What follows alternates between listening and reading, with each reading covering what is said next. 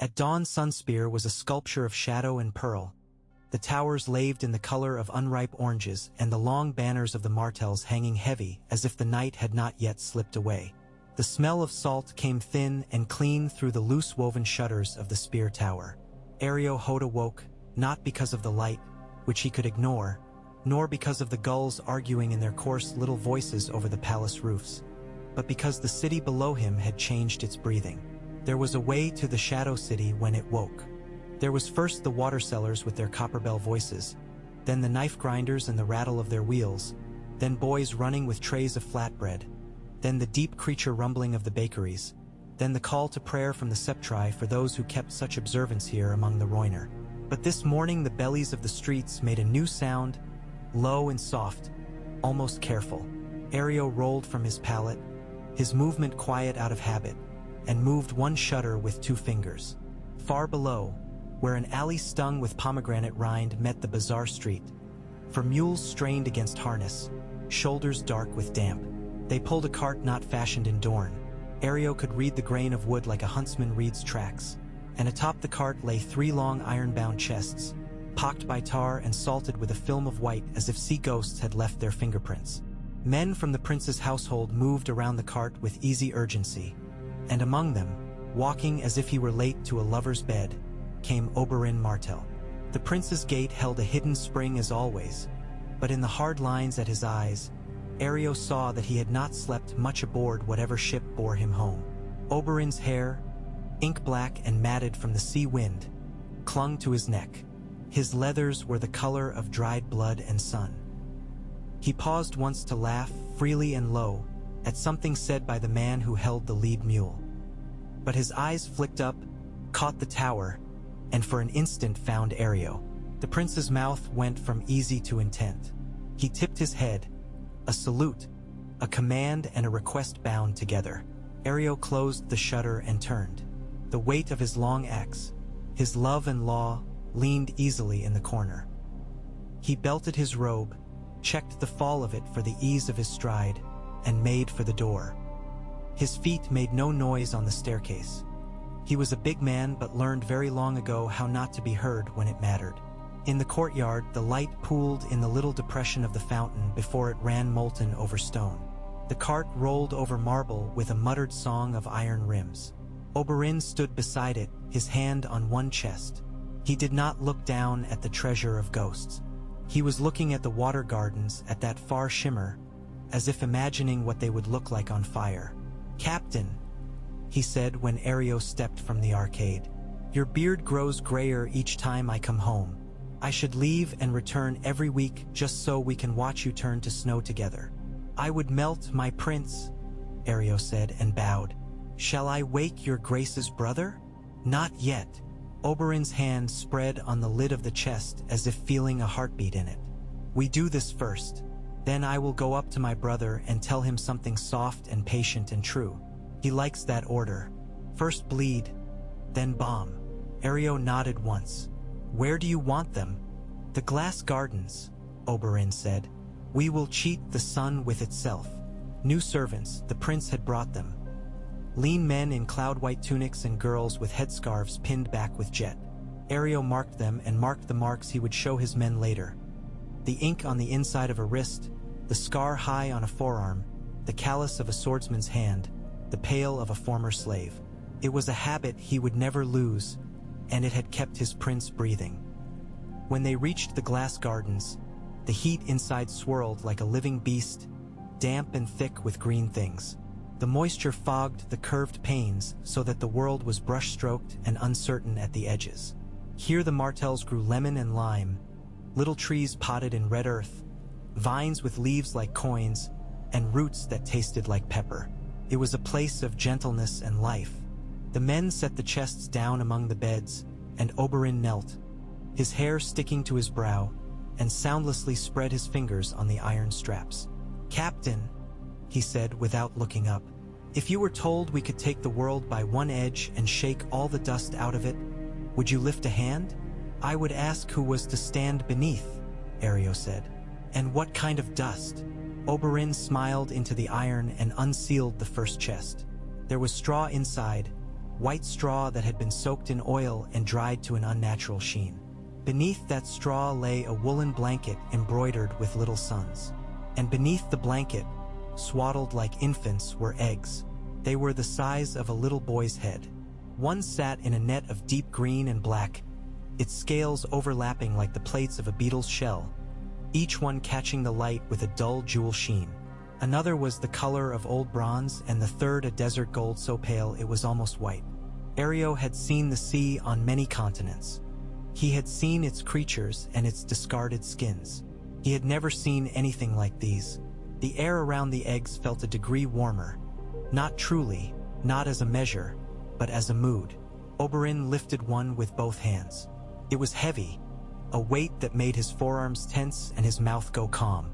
For a time he held it at his chest like something he'd won and lost at once. Then he lowered it and set it, with slow care unusual in him, upon a bed of sand and moss at the center of the garden. "From what ship?" Ario asked. "A ship that will never again see anchor," Oberyn said lightly. "From a man who thought he bought a prince. He will discover, if he can discover anything where he lies now, that he miscounted. These eggs were hidden, sleeping as stones, in a cellar in Mantaries for a long time, so says the woman who sold the man who sold the man who thought to sell them to me. They were as fashionable as peacock feathers in the free cities, once, to own one that would never hatch. People like to wear danger around their throats when danger cannot bite. And you think these will bite? I think the sun is brighter here than in Mantaries, and the Roin do not walk these sands, nor the ghosts of Valyria's pride. I think my daughters have voices. I think," and here he simply looked, and Ario, despite himself, felt the hairs along his forearm rise, "that we have given up being careful for very little, and now we might be not careful for something. We are Roiner and we are Dornish. We burned our ships once. We can set other fires." Ario felt the old ache of memory in that word. The Roiner came to Dorne on boats lit like offerings. Those ashes made a people. He put his hand to his chest briefly, where the haft of his axe bit his palm. "Your brother," he said. "My brother will love this," Oberyn said, almost tenderly. "He will love the thought I should have had before I went away, and he will forgive that I did not. Wait with me now. I sent for them. I want them to see as we begin." "They? My girls," Oberyn said, and there was pride and worry and a little fear in how the two words lay against one another.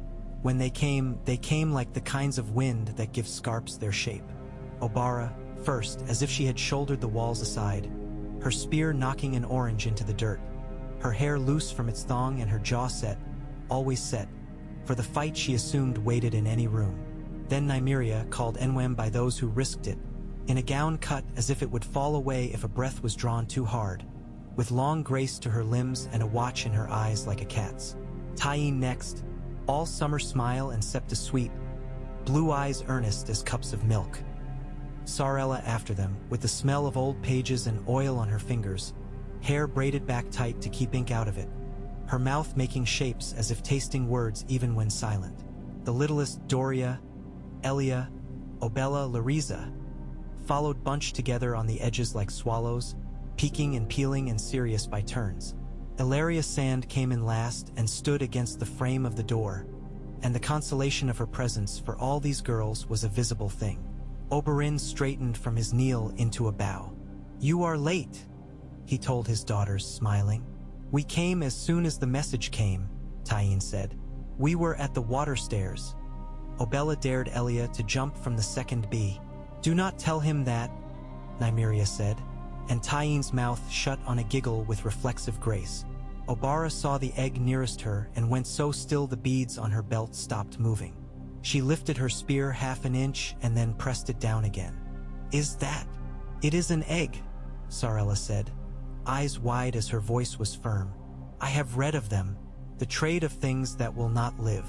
But this one is warm," Tyene finished, and put her hand just above it, not quite touching, as if blessing.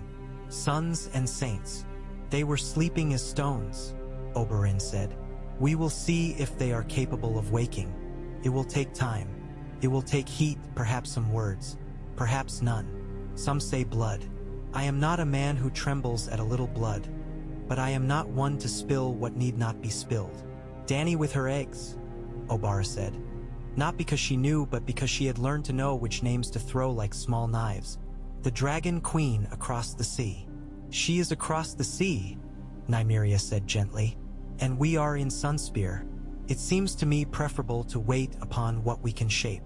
Oberyn reached and touched each of their heads in turn, even Oberyn, who flinched a little and pretended she had not. I will give each of you something here, he said, his voice suddenly soft and etched with something older than he ever allowed into his tone in public. Something that is mine and yours.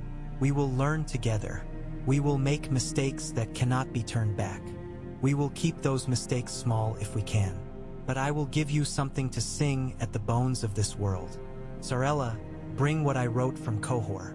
Tyene, the brazier, the resin. Nym, your patience. Oberyn, stand by the door for now and see that no one comes in who is not meant to come in, and fight your spears longing to be in your hand. Little ones, your eyes, your silence, your courage. Always with lists, father, Nymeria teased, and when he looked at her, the quick smile that made his face younger came and went like a fish turning in a dark pond. They worked in the heat until sweat threaded the spine. Sarella fetched a case of thin little rolls of parchment wrapped in oilcloth and set them on a lap of marble. She opened one and there were neat letters like little birds, written in a clear hand that was not Oberyn's. This is the translation, she said, touching the ink as if to feel the brush of the letters, of a text from a man in Qohor who claims to have fed dragon flame to a forge for 100 years. Claims. She looked up and the bones of her face made a shape Areo admired but did not name, hunger with intelligence in it. I did what I could with the words. Some of them refuse to hold meaning still. They wriggle out. But he talks of mirrors and of gathering the sun. He talks of singing to stone. Then sing, Oberyn said, impatient. Sarella looked at her sister with no particular heat. I do not sing for you, or even for father. I sing for the egg, if I sing, because if there is any magic, it is the sort that minds its own business. She put her mouth near the egg, not on it, and hummed 3 notes, rising, falling, rising. The sound was not pretty in the way of Tyene's hymns. It was... Areo could not say. It reminded him of the wind when it found that the wall had a crack where none had been the day before. Tyene had set a copper brazier and filled it with small black stones that bled smoke as they heated. She crushed resin with the flat of a knife, not because resin needed crushing, but because Tyene's hands wanted work as she watched. She touched Oberyn's wrist, and he took that touch with complete attention, as any father does when any of his children directs him, even in jest. She smeared resin on the lid of the second chest, and the scent of it was sweet and clean. This will make the air weight himself with the smell of trees, she said.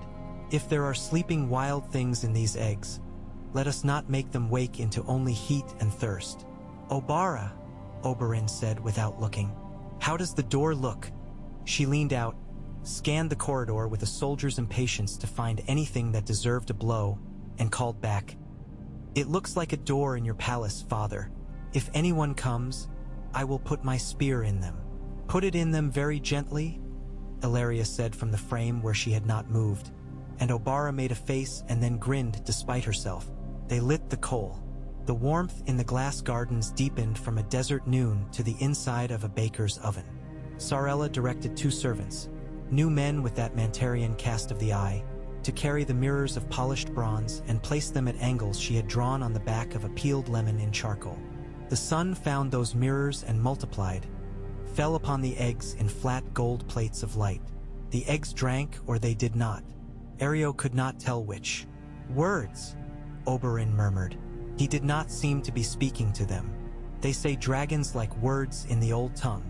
They say that because the Targaryens spoke the old tongue and dragons did not roast them often. But perhaps dragons like any voice that is not afraid of itself. Sarella? Here. She put a parchment on his palm. He looked down, not so much reading as reminding his mouth of a taste it had known in youth, when he had gone with a book and a sword across the narrow sea to make a legend out of movement. He spoke 3 lines of Kohoric, which was not a beautiful tongue, and 3 of his own making, which were. He did not ask the girls to repeat him. He spoke as if to lovers or children, and if any of these things heard, the hearing would be of intent and longing and rhythm, not of words. Nymeria sat cross-legged near the pale egg, her fingers idly working a ribbon on her sleeve. She watched with her head tipped and the look she used on courtiers whose smiles were masks. "We must be careful," she said without looking up. "If this births, it births not only this. It births rumor like a brood of rats. It births need. Our cousins will want. Our enemies will ponder. Our friends will test their friendship with their tongues between their teeth to feel what it tastes like to lie for us. We should feed something to the world that is not the truth but has its shape." "That is what your father does every day," Ilaria said, but there was no edge in it. "And my uncle," Nymeria said, "but now we will have a new shape for the world to hold. It will be heavier." Ario watched the egg. He watched the faces watching the egg. The littlest girls had folded into quiet in a bench of shadow, their bodies pressed together like a handful of handkerchiefs. He measured how long they had been quiet and thought of when to send them to eat. Tyenne's lashes were damp with sweat, which made her look younger. Sarella, for all her controlled intensity, had a fine tremble in her hand as she adjusted a mirror, and when the sunlight slid just so across the curve of the bronze egg, Ario wondered if he saw it shift. It was nothing. It was everything. A sound like a stone flicked lightly with a ringed finger came from the egg, or the brazier, or the world just then. No one moved. Then everyone did at once. The heat lay like a big hand. Oberyn stepped nearer, his breath held as if he were drawing an arrow but too long to shoot it. He extended his fingers. "Be," he said, as if he was blessing the egg or commanding it. Ario had heard men bless and command. The difference was not always more than a breath. The sound came again, closer. The bronze scales of the egg startled the eye. They looked like living things, were they? Sarella lifted a mirror by the handle with a rag, changing the light with the delicacy of setting a ring on a lover's hand. The pale egg seemed to swell. From the shadow of the door, Obara leaned her spear to the frame and came a step forward without realizing her feet had carried her. Nymeria's mouth opened. Not pretty now, making the line of it soft. Tyene held her breath and her hands as if in prayer, then remembered to breathe, and a small, involuntary laugh rose in her throat like a bubble. The egg cracked. "Nos chatter." No moment of theater. A pressure line appeared along scales that had been perfect. Then another ticked outward, a spider's foot. Resin scent and hot water and lemon leaves and something else, something older than the gardens. Oberyn's face softened in ways Ario had never seen. "Men soften at birds." That much is common. But this was something else, too. It was the look of a man who had held his own death very close many times and now, suddenly, found it not there but standing behind him, smiling like a friend. The crack slowly widened. A thing like a tongue, no, a blunt snout, black and moist, pushed at the line until a flap of old scale pressed back. A pair of forelimbs, too thin, weird with small barbs along them, worked like hands. The thing inside the egg did not scream. It breathed. It drew breath like a bellows had been placed within it. And then, with a wet shuck, it wedged itself into the world. It was a lizard, and it was a bird, and it was not like anything that had crawled upon sand since the Royne remembered her first bend. It was the color of pale sand with darker bars, and its eyes were citron under a lid of black. It smelled like hot rock. Its thin lip curled away from, teeth too many for its mouth. It made a small sound like steam. Tyene, who had kept her hands to herself while smugglers and courtiers felt her softness and mistook it for lack of teeth, moved with a trained restraint Ario was relieved to see. She sat back on her heels, small in her humanity, and lowered her head to the level of the hatchlings. She did not look into its eyes as if to trap them. She looked near at a forelimb. She breathed in such a way that her ribs noticed. "Hello," she said. "This is heat and breath and meat and fear, and we have all these things. Hello. You are ours and not ours. Hello." The little thing's head darted in one impossible quickness and came to rest with its muzzle inches from the fur of Tyene's collar. It stayed there a heartbeat and another, and then opened its mouth and tasted the air around her throat with a tongue that was not forked and not forked. Tyene did not flinch. Oberyn's hand came up, palm up, empty as a pledge, and moved toward the hatchling's belly. It made that small steam sound again. The skin under the scales felt to Ario's eyes like the inside of his own wrist. He did not move, feeling himself as much an instrument in the room as the copper and the mirrors. Nymeria's fingers stilled. Obara's breath sounded like a little gust. "Feed it," Sarella said suddenly, "before it learns to ask with teeth." Oberyn's mouth twitched, approval and relief both. He drew a knife from his boot, the little one he had carried for decades with the mother-of-pearl handle. He looked at Ario.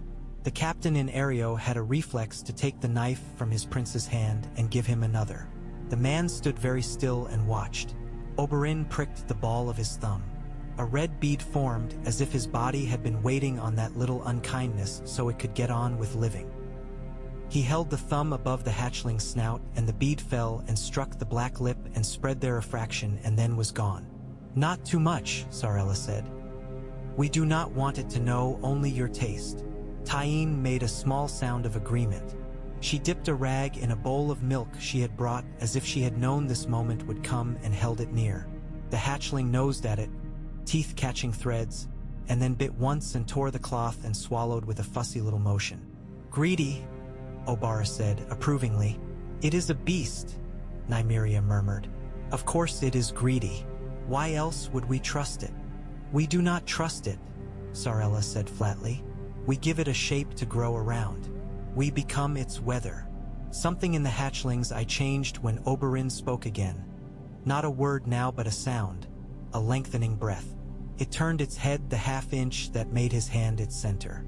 It leaned its belly, as thin as parchment stretched over reeds, against his palm. He smiled, his face a kind of bruise with joy inside it. "Sirocco," he said to it. "Sirocco, little wind." "Sirocco," Tyene repeated, testing the fit. Nymeria considered and let the word lie. Obara tried it with her mouth and found it was a thing she could shout over a battlefield. Sarella filed it away with all the others she had gathered to line her skull like a shell. "They say dragons will take one sometimes," Oberyn said softly, eyes on Tyene now, not the hatchling. "One voice, one scent, one mind it knows to follow when the heat is too bright. If anyone else tries to hold it, it will sit on their blade and look at them until they stop being foolish. If it takes you, Tyene, it will take Sarella," Tyene said, a little mischievously. "She sings uglier.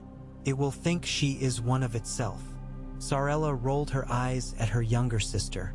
"If any take me," she said, "I will ask it to carry me to Old Town so I can set the Archmaster's beards on fire." "You do not tell a dragon what to do," Nymeria said softly.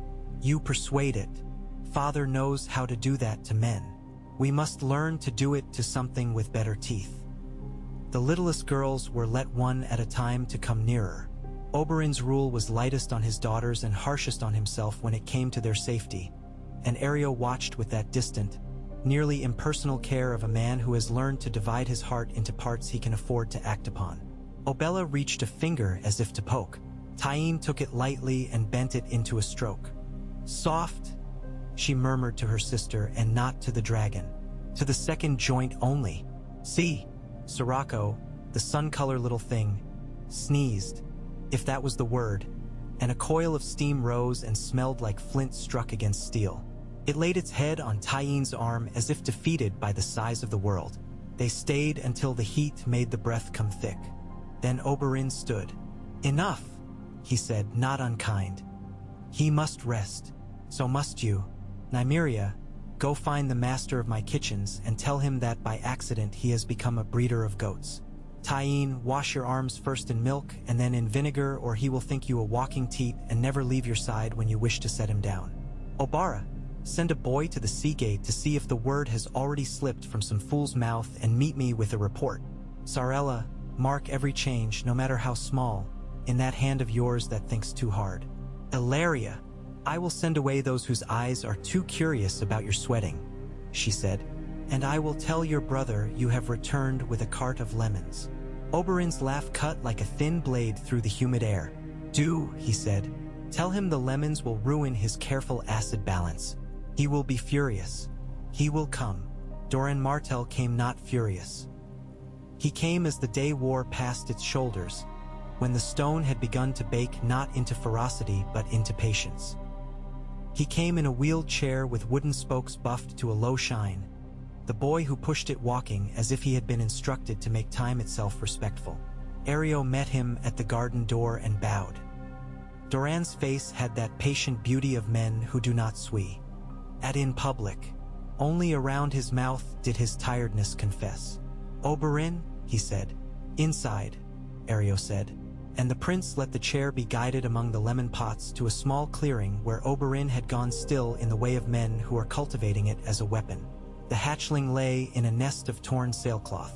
Tyene, her arms clean and reddened, sat with her back against a pot, eyes half-lidded. Nymeria was untying and readying ribbons. Obara was cracking her knuckles. Sarella was writing with a ravenquill so fast the letters chased each other to the edge of the page. Doran did not draw a sharp breath.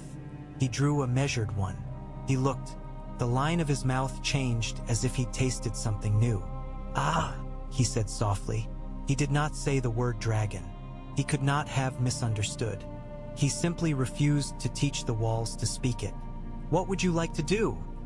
he asked his brother after a long, silent inspection, and that was door and all over. The world came toward him in waves and he took the curve, not fighting it nor letting it drive him under. Oberyn didn't say, "Conquer." He didn't say, "Set King's Landing alight." He didn't say, "Open our throats to history." He said, and Ario felt the precise work in him, "I would like to create a fact so weighty that even men who are bad at the truth must buckle under it." "That is a thing you have always wanted," Doran said, and a wry fondness flickered like a small fish in his voice. "But consider the hands that will try to pick it up. We are Rhoynar. Our children swim in our fountains. When the Targaryens came with their beasts, we spat and fled to water until the beasts tired of burning the dust. Mother had Nymeria's blood from her mother and her mother before her. We are the people who refused dragons with the stubbornness of sand. To make one of our own, to make many, is to refuse that their story is the only one," Oberyn said, and his eyes had that hard shine that came when he was not playing at hardness. "Our aunt burned in a city that loved dragons. Your daughter's betrothal was a promise laid on your chest like a weight and a lure both. I am tired, my brother, of the ways men in other places make us choose. I will give my girls something that no man can gift them or take away. I will let them bind their names to something that eats kings for breakfast." Doran's eyes went soft and then hard. Inside, there was always grief. He turned the chair slightly with the movement of his wrist. "How many?" "I don't know," Oberyn said. "3 eggs. One has woken. The others will wake or not. If not, we have something. If so, we have something else. We have war," Doran said. But his voice was quiet in a way Ario had learned to fear more than shouts. "Even if you never lift them from Sunspear's walls, the rumor of them will be an army of its own. Banners will follow rumors. I cannot hold this country without naming and controlling each rumor that matters." "You will name this one," Oberyn said. "You will call it something precise, both smaller and bigger than the truth. You are good at that. Let the Lannisters' queen think it is an affectation of ours. Let the Tyrells send lemons as gifts with their letters, and let us be amused. And then, when it suits, we will gently open our mouth and show our teeth. You have always been kinder than I. I am asking you to be cruel now in the manner of patient men." Doran looked long at Tyene's profile, at Sirocco's thin chest, at the papers under Sarella's hand, at the way Nymeria did not flinch from anything but sought to understand it so she could own it. "If we do this," he said at last, "I want no whiff of Targaryen romance in it. No songs of conquerors. No rededication of old tyrannies. The girl across the sea has her own story. Let hers not be draped over ours. I will not have our people's eyes look north with longing that makes them forget what ground feels like underfoot. If we do this, it is ours. Rhoynar, Dornish. It will be taught as a way to keep children safe, not as a way to seize other people's children for our table. Oberyn's mouth twisted. We say the same thing, he said. We say it differently so we can fight with words a little. Let us not waste our cleverness on each other. Give me leave. Give me your mind with mine. And if I begin to hold a torch too close to the curtains, take it from me. You asked me to do that long ago, Doran said. He looked older suddenly, and all of them, the girls, Ario, the heir, realized that he was a man who once ran by the river with his brother, and he was also a man who had sat too long with pain in his toes that told him the rest of his life would be smaller. I am still doing it. For a time that afternoon and into the next morning, Sunspear was a coin held between two fingers. Which way to flip it, which face to show. This was what the princes thought on and did not mark their thinking in anything so gross as scheduling. Ario watched, the way men like him are always watching, for the other movements. Who came in the garden's door, who left, which of the little girls whispered. Not the words but the cadence of secrets that had taken root. He saw the way Ilaria sat with Doran when Oberyn strode out to the training yard and cracked a staff across Obara's shin and taught her that pain does not wait upon your readiness. He saw Nymeria go to the kitchens like a queen and speak with a woman who had boiled broth for Martells for 20 years and come away with a list that would, when carried out, accidentally become a network of watchers and tellers. He saw Tyene stand with a basin and wash her arms again in milk and then in vinegar, then in milk and vinegar, and talk to Sirocco as if to someone shy in a corridor, coaxing him to look, to stretch, to make his body match his hunger. He saw Sarella read and read and then go out into the city and find a silversmith and talk of mirrors and heat and angles until the man was convinced he had been building jewelry for fools all his life. At dusk on the second day, the fishermen at the inner harbor pointed out to one another an updraft of gulls that never resolved into gulls. The shape turned and returned, not out over the deep water but along the crenellations of the wall near the spear tower, not flying so much as falling slowly and correcting with an arrogance that said the sky was a thing to be learned like dice. Obara, who had gone up with her spear to pace, found herself with both hands white on the rail, craned over the gorge of evening, watching the small pale body ride the heat that leaked from the stone. Sirocco's wings were not yet truly wings. They were like the promises of wings inked on parchment and turned sideways. He could not really fly. He made his falling look intentional.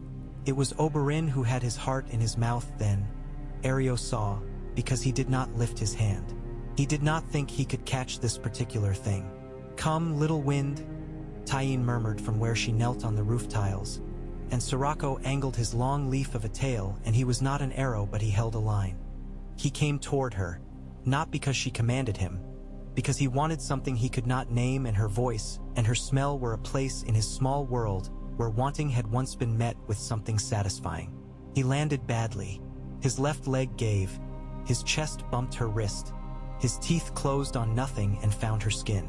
He left a red crescent like a mermaid's coin on her forearm. She did not hiss. She blew out her breath through her nose and touched his neck with 2 fingers. Hungry, she said, not complaining. An observation as if she were an apothecary reading a bruise. Oberyn swallowed and laughed at himself and laughed at Tyene and at the sky. You were born to this, he said, because he could think of nothing else to say that would not make his knees unsound. He had always moved toward dangerous things as if he were the dangerous thing. He had never had to stand still and watch something he loved do it. Born to it? Obara muttered at the sky, jealous not of the dragon but of the ease with which Tyene could not blink while the thing clamped a neat arc of teeth into her. If I had teeth, I would chew the world. If I had wings, I would make the clouds cry. You do have teeth, Nymeria said mildly. You frighten the servants with them. They frighten me. Obara threw back, but she was smiling and the wind made the ends of her hair whip her cheeks and she let it. Night made the glass gardens a palace for ghosts. The lamps along the paths pulled little circles out of the darkness, and the citrus leaves glowed with those circles like coins hung on black silk. Ario heard a footfall he did not need to hear because he had grown used to it when the girls were in swaddling. He turned and found Sarella slipping along the line of pots without appearing to move. Her hand brushed the silver filigree of a watering pot and left it trembling. Captain, she said in greeting. Little maester, he answered. because he had once made her laugh by calling her that and had liked the sound that came out of her like a small bell. She did not smile now. She was too full for that. "Did you ever think you would live in a story?" she asked. "I did, but I thought the story would be a book and I would open it when I wanted. Now," Ario said, "now the story is walking around," she said. "I am not sure I want this story to know my name, but I will not let it call me something foolish by mistake. Will you keep eyes at the water gardens tonight? Not ours. The men who sleep with their ears open and their mouths closed. I think word traveled already to a man who owes the Tyrells for keeping his cousin's vineyard open when the water ran low last spring." Ario nodded. "I sent word, before you asked." "Thank you," she said simply. "Father says we must move quickly and carefully at once. That is like telling a dancer to be heavy and light at the same time. But he is often right in the wrongest ways, so I will obey. Will you tell me what you hear?" "I will tell your prince," he said. "Your father." Sorella's mouth made a shape like agreement and something else. "He is both," she said. "And neither. Ilaria says the names we put on men are for us, not for them." I believe her.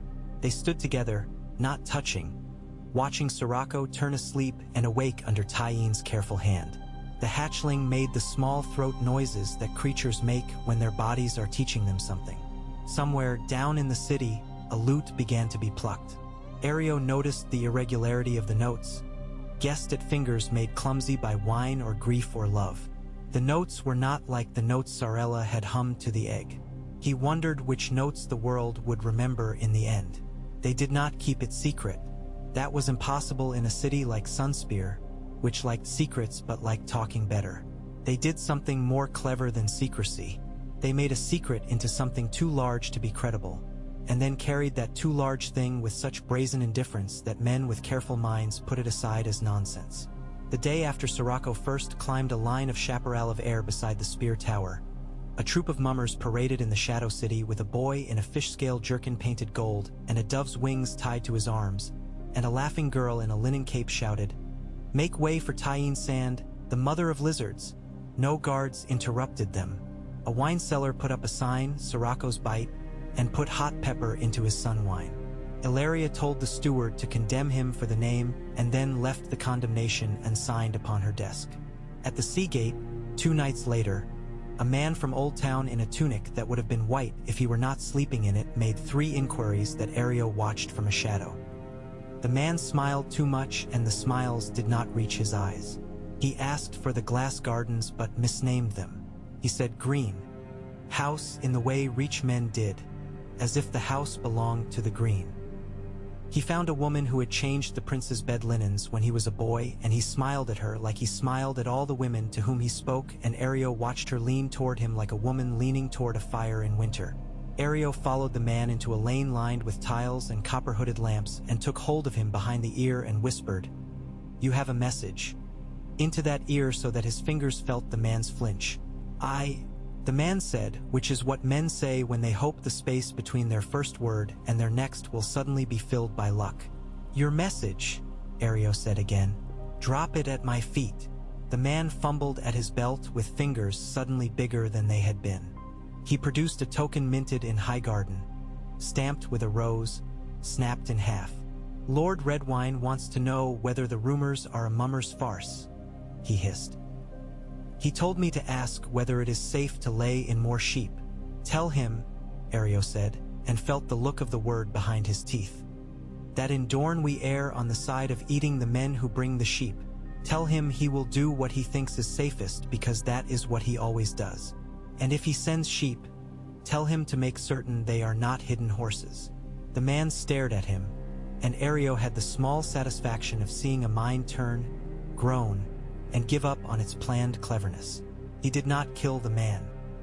He sent him away because he disliked the messes that bleed makes in these tight lanes, and because Doran would ask for the name of the man who had his tongue loosened, and Ario liked to bring his prince names, not corpses. Out on the roof, a week after Sirocco's hatching, Oberyn arranged Obara's hands on a saddle she wanted to name something unpretty. He had made it with leatherworkers who could not decide whether they were crafting a ship's harness or a queen's bed. It was more strapping than seat, more promise than assurance. Oberyn tugged at a buckle until it pierced the stubborn hole. "There is nothing here I cannot fall out of," she said approvingly. "If I keep you alive until you marry," Oberyn said, fastening a strap with the patience of a man tying a ribbon in a daughter's hair for the first time, "I will be the luckiest man in Dorne." "I will not marry," Oberyn said reflexively, then shrugged, "unless he is a horse." "If you marry a man who is not worthy," Nymeria said from the parapet, "I will have his heart salted and served at your wedding feast." "That would be delicious," Tyene said, not looking up from Sirocco, who had discovered ankles and seemed to think they were a proper prey. Ilaria laughed. "You girls," she said, and the word girls did not diminish them. It made of them the thing they were, daughters in the moving shape of their father's hope. Sarella came with a book whose spine looked like the back of a thin animal. "In Valyria," she said without preface because none of them needed preface now, "the dragon riders wore gloves with seams far from the thumb. The seam in the wrong place can blister, and a blister can be a slow death when balanced above fire. They had their saddles shaped by men who had learned the curves and weights of the beasts as they aged. We will have to learn our own beasts. They grow by doubling." She stopped herself because she was trying to teach with a lecture, and here was not a place or time for that. "Oberyn, try these." She handed gauntlets to her sister. Oberyn slid them on and flexed and grunted with satisfaction that had no flirt in it. "Where did you get them?" Oberyn asked, amused. "From the mummer wagon," Sarella said. "They were using them to pretend to be a bear. I told them a story about a queen who would pay very much for them. They gave them to me for free in the end. They thought the story was better than the coin." Oberyn patted Sirocco's flank with the care that lies under all the ways she could not keep her temper in a small box. "When will he be big enough to pick me up and drop me?" she asked. "When you can let him drop you without fighting the falling," Oberyn said. She looked at him, suspicious. He nodded at the parapet. "Climb the inner wall to the second arch. Let go. Roll when you land. Then you can ask again." She laughed like a bark and went, and Ario watched the way her body loved the risk and then the way it learned the lesson, the bend of a shoulder, the tuck of her chin. She did it until her palm skin tore and bled. Then Tyene tied it up with a strip of linen and kissed her cheek. And Oberyn made a face as if the kiss had insulted her wounds and muttered, "Thank you. He learns from us?" Nymeria said. A statement and a warning both. Watching Sirocco discover his third gate of curiosity and slide around it as if he owned not just the opening but the wall. "We learn from him. He is a mirror that eats meat." "Lovely," Ilaria said. "Say that at supper to your uncle. He will love to consider himself devoured by metaphors." Not all of Dorne loved it. Lord Ironwood came up from his arid, iron-hard lands with the smell of saddle on him and the set of his jaw as if his teeth had long been bared. He spoke in Doran's small hall, not shouting but not choosing words for their softness either. "We held our line with leather and spear and water," he said. "We do not gamble with something that makes all men who smell it want to put a crown upon their heads. We do not put it on our own," Doran said, and Ario heard how precise and how weary the prince sounded. "We do not put it on any head. We teach our girls to ride weather. We teach our men to be a country." "There is a girl across the sea," Ironwood said, and he did not sneer, but the thought of sneer was in his throat, and Ario moved half a step without moving at all lest he have to live with the regret of not having moved. "She thinks dragons are hers by blood. What will you say when she comes to say that all dragons are hers and El countries that hold them are her pastures?" "I will say no," Doran said, and the quiet of the room was like the space under a blanket where lovers whisper. "And I will say it with such gentleness she may not at first notice that I mean she will have to kill me if she wishes to hear yes. And perhaps I will not continue to be gentle. I have not decided. That is why we practice." "We are not Targaryen," Ironwood said. "We are the people who once taught the desert to defeat fire by being very patient and not needing the things that burned. I will not bend my head to a hatchling because it makes my skin feel like youth again. I will not kneel to the dream of kings when I have spent my life kicking their dream out of my door like a bad dog. We are the people who once crossed half a world with 300 years of grief and said this is where we turn grief into water, Doran said, and Areo watched the way Ironwood's face changed at being answered with a memory instead of an argument. No one is asking you to kneel. I am asking you to keep your men still while we teach something that may keep your grandson's bones from becoming whitened along the Prince's Pass. If you cannot stand it, go away and spit your bile into your own well. If you can, stay and be part of the story so that when men sing it later, your name is in the stanza and not left off so it scans. Ironwood did not bow. He did not rage. He looked at Doran and at Oberyn and at the girls gathered along the back of the hall, and he measured gains and losses like a merchant who has had his nose bloodied and learned to count the coins on the table exactly anyway. I will stand with you if I must, he said, and left not because he had been dismissed but because he chose to end the conversation when he could still walk away with his jaw unclenched. That night, while Areo's men watched with their closed mouths and open eyes the alleys where rumor sprouted like weeds and were careful to neither water nor tear up what would tell them who had planted it, Sarella went down to the shadowed edge of the shore where the sea made its old noises and where boys with knives in their belts for gutting fish learned other uses for knives. She knelt with her feet in water that got in everywhere, with a little boat turned on its side for shelter. The man from Old Town was there because she had sent for him. She had sent, not her father, because she wanted to choose the shape of the lie that would leave with him. You will write a letter, she said without greeting, and he did not try to flirt with her as he had with the linen woman because Sorella's face when she was not amused did not invite it. I will write what I have seen, he said, attempting dignity. You will write this, she said, and held out a parchment that smelled faintly of lemons. You will write that you saw nothing more than a mummer's trick, that the Martells are cultivating heat and smoke and a new kind of snake that frightens gulls and small children but has no teeth. You will write that Doran Martell is far too cautious to indulge in dragon singing and that the girls' gossip is just that, the kind that sells wine. You will write that if Tyrells were to invest in a new wine with pepper in it, they would likely find a market in Sunspear for a season and then the fashion would turn. You will write that I told you this and that I speak fast and you do not like me. That last bit will make your lord trust the rest. The man laughed once, incredulous. And what if I do not write as you wish? Sarella lifted her chin and let him see her teeth. Then you will not see me again, but you will see other men, men with axes and no desire to talk as much as I do. They will not ask you to write. They will ask you to kneel. You will not like the question that follows. He took the parchment, the sea dampening its corners immediately. His eyes ran along the lines.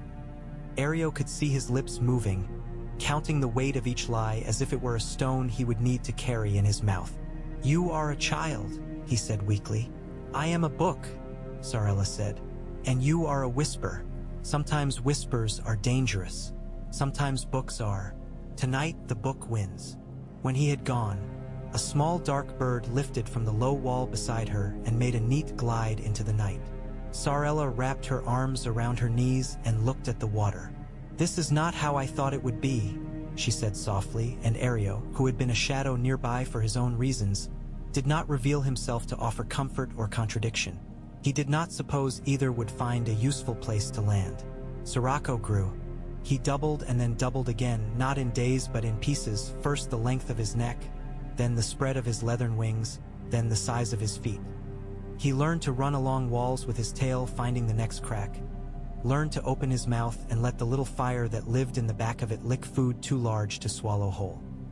He learned Tyen's whistle, a low thing that no one would have called a command who did not know what answer it drew. He learned Obara's laugh. It startled him until it didn't, and then it made him want to race along the parapet.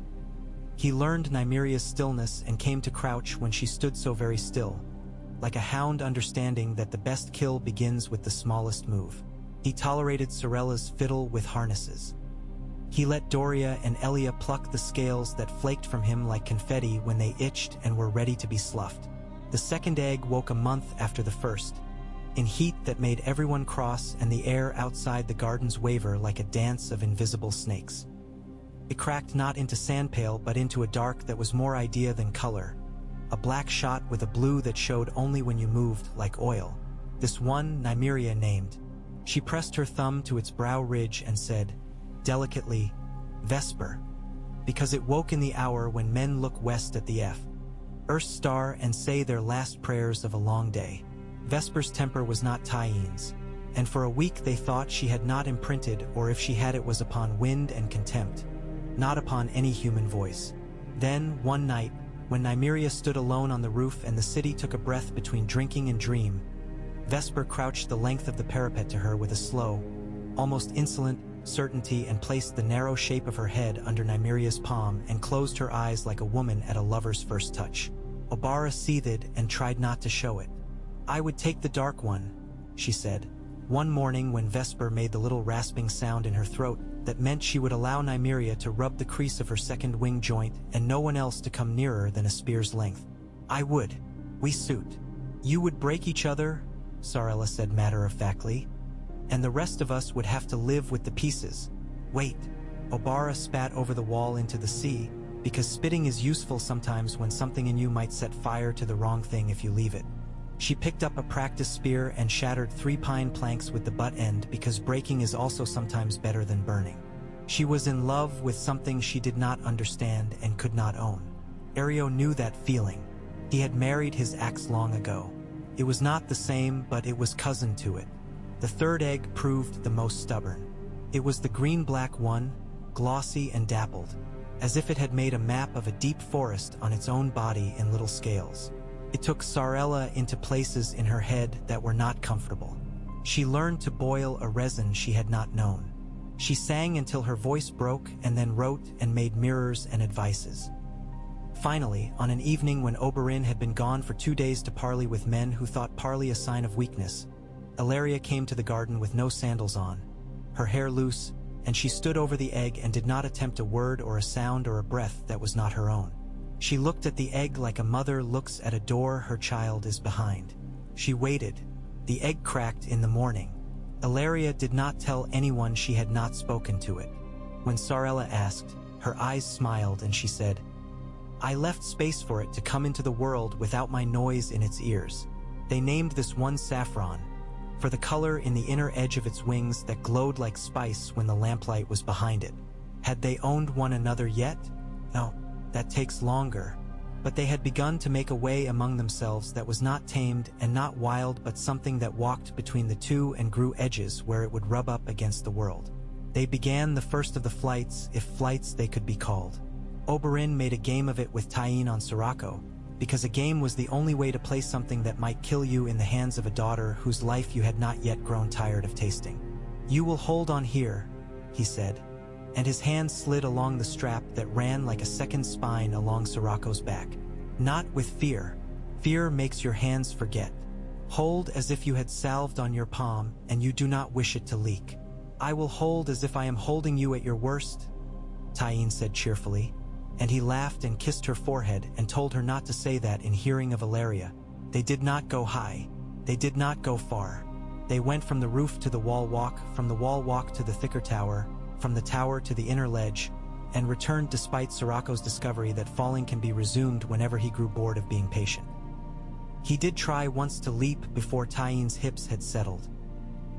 He tasted her belt with his teeth and almost chewed straight through it in the gesture that suggested he wanted all of her and could not see why anything less was on offer.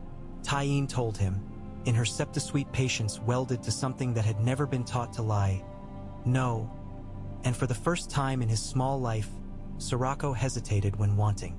Nymeria's first time on Vesper's back was nothing like Tyene's. It was not a game. It was a negotiation. Vesper hated the straps. She flicked her head and did not want the metal to wring her. Nymeria unbuckled everything and laid her body along Vesper's spine like a woman laying herself over a wall and then, with only her hands and thighs and her long, deep breathing in that starved for patience way of hers, let Vesper decide. Vesper decided to step. She decided to let air lift her belly with a small ground surge. She decided not to let Nymeria die. When they came down, Nymeria was shaking. She went to the cool stone under the arch and pressed her face there and let the heat run out of her in a peal of cold and laughed alone where no one could see.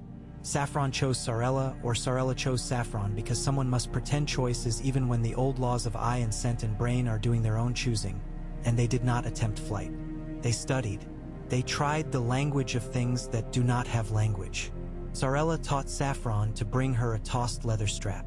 Saffron taught Sarella to hold her temper when something with a bite sharper than any quill decided to use her wrist as a tree to climb. When Oberyn came upon them one morning, Sarella was sitting cross-legged with Saffron's head in her lap, and her ink had stained the dragon's scales. Saffron looked ridiculous. Sarella looked like something that had found itself. "You will all of you get hurt?" Oberyn said, not making it a question, because he had learned that this was how to survive what could not be prevented. "You will get hurt in ways I will give you and in ways I will fail to guard you against. You will not die," he said, and that was the lie he put in the middle of his throat to hold it together. "Not today," Tyene said. "Not tomorrow," Nymeria added. "Not until I say," Obara said, and Sirocco snapped at the air as if to agree with the only sentence whose grammar he half understood. Men took notice. A man in Lys who dipped his hands in perfume and a man's blood in the same afternoon laughed into his mirror, and then set his ships to not sail to Old Town but to Dorne with rare silks. A woman in Karth whose bangles did more speaking than any of her attendants thought of the girl across the sea and her dragons and thought, petulantly, that she would like another deck in that game. She sent a boy with eyes too old to Sunspear with a horn in a bag. The boy handed it to a guard at the sea gate and said, "The lady says this calls dragons to heal."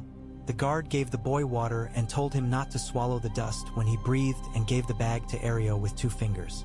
Areo stood with Doran and they looked into the bag.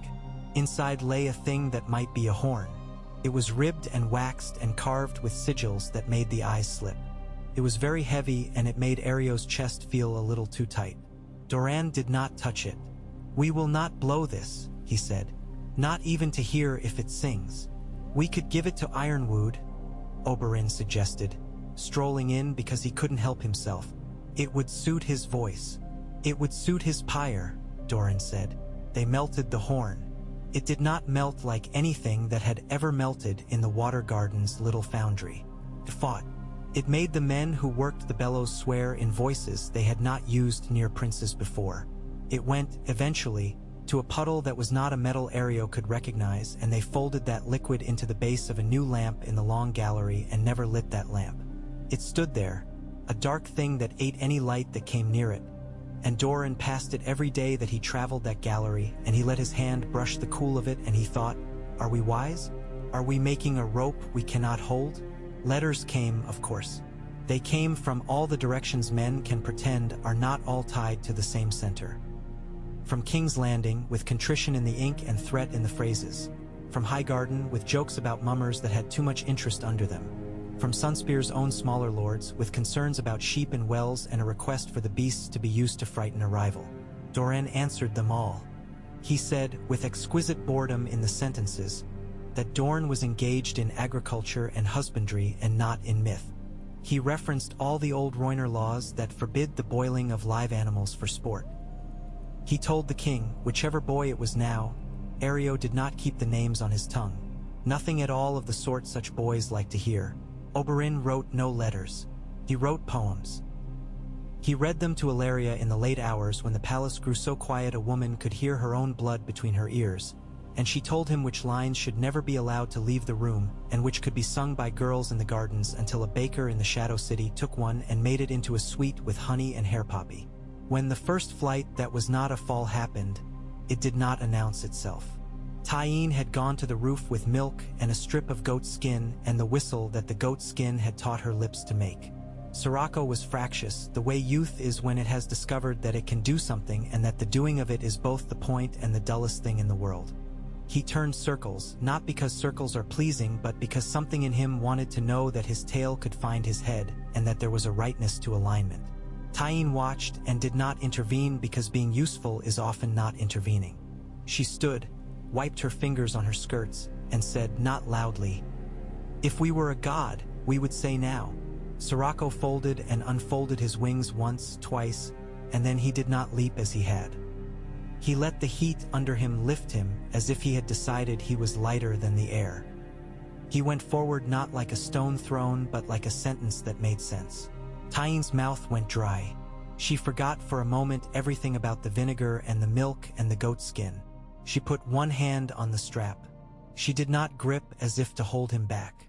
She held as if to feel him go. He did not go high. He did not go far. He went from the spear tower and the wall and toward the great spear thrust at the sky where men made their banners brag.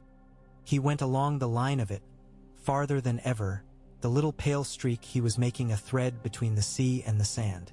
He turned his head back once, looking for her not because he doubted her but because he had learned that when he turned his head back, she laughed in a way he liked. She laughed. He cocked his narrow eye like a knife blade at noon. He returned with intent. He overshot and had to climb, and his climb astonished him and made him angry and then pleased. Oberyn ran then, because running was what his body did when something happened that made his heart behave like it had when he was young enough to eat sadness like fruit. He came up with breath that embarrassed him and hid the embarrassment as he had always hidden the things that could be used against him. He saw Tyene, saw Sirocco, saw the fact of it, the fact, and he wanted to shout something choked with victory, and he wanted to be silent forever so that the world would not wake up and realize what it had allowed. Doran came slower. He let Ario push his chair as he sometimes did not, because heavy moments move differently, and he was very, very tired of pretending he was not a man who woke each morning with Payne's little hand on his ankle. He watched the learning of lift. He said nothing. He closed his eyes for an instant as if he could not bear how quickly his love for his family could make him a fool. Then he opened them and was a prince again. "Keep it small," he said to no one and everyone. "Keep it small enough that, when it breaks, we have pieces we can find." Men in the city shouted. Someone in the shadow sea. Atiwai threw his hat and it landed in the water because he was drunk or because joy makes men stupid. A woman looked up from her washboard and prayed without thinking what God she meant to. A boy in the alley forgot to cut the purse he had been taught to and was slapped by the man who was teaching him. A gull cried, offended by something it could not have words for. Night gathered. The girls slept in a tangle in Ilaria's room because sometimes victory is too much to hold alone and you must be held and hear other lungs. Oberyn lay awake with Ilaria's hair in his mouth and spat it and apologized and then did it again because that is simply how hair is, and he was not a careful man in bed or out of it. Doran slept in the narrow chair under the window that looked toward the water gardens because he refused to move to the bed when he was thinking. Ario stood at the window and looked out at the little lamps along the wall walks like teeth in a dark mouth. He did not pray often. He held his axe with both hands and thought of the skin on the handle where it had grown smooth under his thumbs. He thought, this will end in blood. He allowed himself another thought after that, later, carefully, like a man lifting a lid to see if the thing boiled too vigorously to be safe to touch. He thought, perhaps not as much blood as it would without this. And he stood that way a long time, a big man with a big weapon and a complicated hope. When the dawn came, pale and dusty gold, the gulls went on gossiping as if nothing in the world had changed. The sun struck the bronze of the mirrors, and the glass gardens made a second little sun among their palms. The city woke.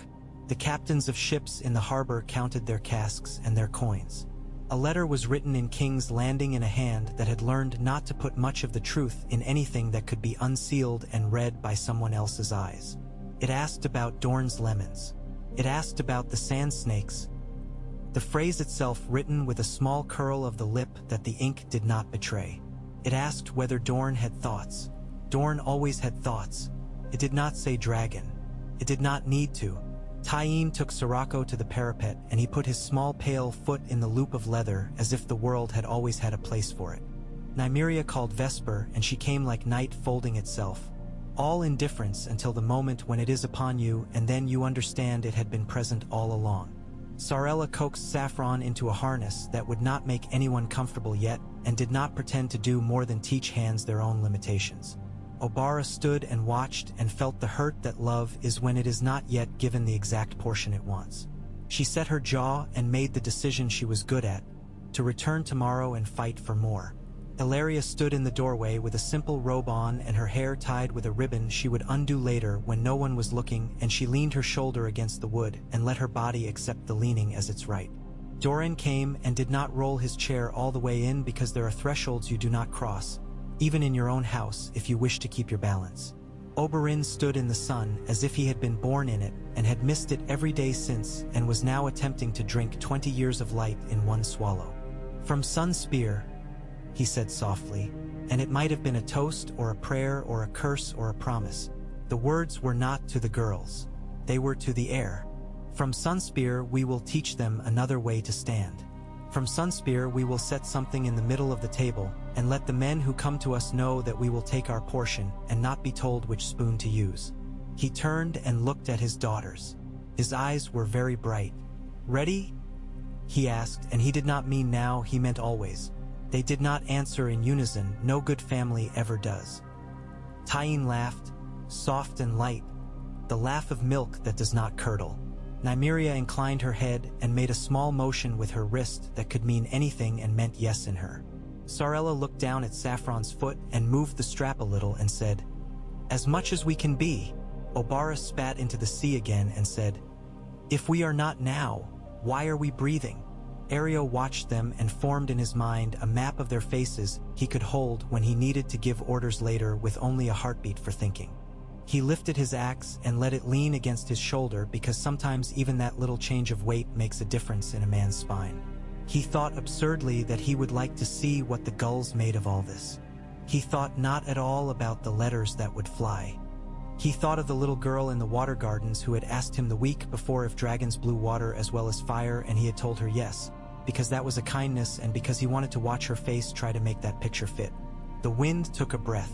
The city held one. The pale and the dark and the green-black things that were not yet monsters and would never be pets opened their mouths and made a sound that had not been heard on these stones since Nymeria's people burned their ships, and the old ones went back down into the water with their faces turned away. It was not a roar. It was a first word. From Sunspear, it said, and the water in the cisterns and the men in their cups and the gulls that called and called all heard it and did not know they did. And the day went on as days do, and somewhere far to the east a woman who had been called Breaker and Unburnt lifted her head and felt a prickle at the base of her skull and thought of the west with a new shape in her desire. Ario smiled, just a little, because a smile is sometimes like a shield you tilt at the right angle so that the sun lands on your enemy's eyes. He thought, let it begin. And because he was a man who understood the first rule of beginnings, he also thought, watch. Do not think, end. He was not that foolish. He was not anymore that young. The next weeks opened like a hand, each finger a day with its own pulse. Sunspear learned to tilt its face to the sun differently, as if the city had discovered bones it didn't know it owned. The market women tied their hair up higher and wore hats with wider brims. The boys who dove from the sea gate learned to count a heartbeat longer in the air because sometimes a pale flicker rode the waves of heat and you did not want to startle it with a splash. The cobblers complained because people began to run toward rooftops at the shout of a child and Sauls wore out faster. A loot maker in the alley by the Citron Bakery changed his tuning, chasing a scale that seemed to tremble in the stones. Ario Hoda felt it in the courtyards where shade had always been a currency.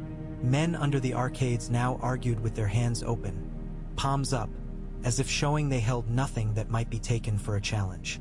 Ario sat, sometimes, where the old orange tree pushed its roots into the fountain. He liked to listen to the way the water made a sound like sleep, and he watched the way the shadows moved.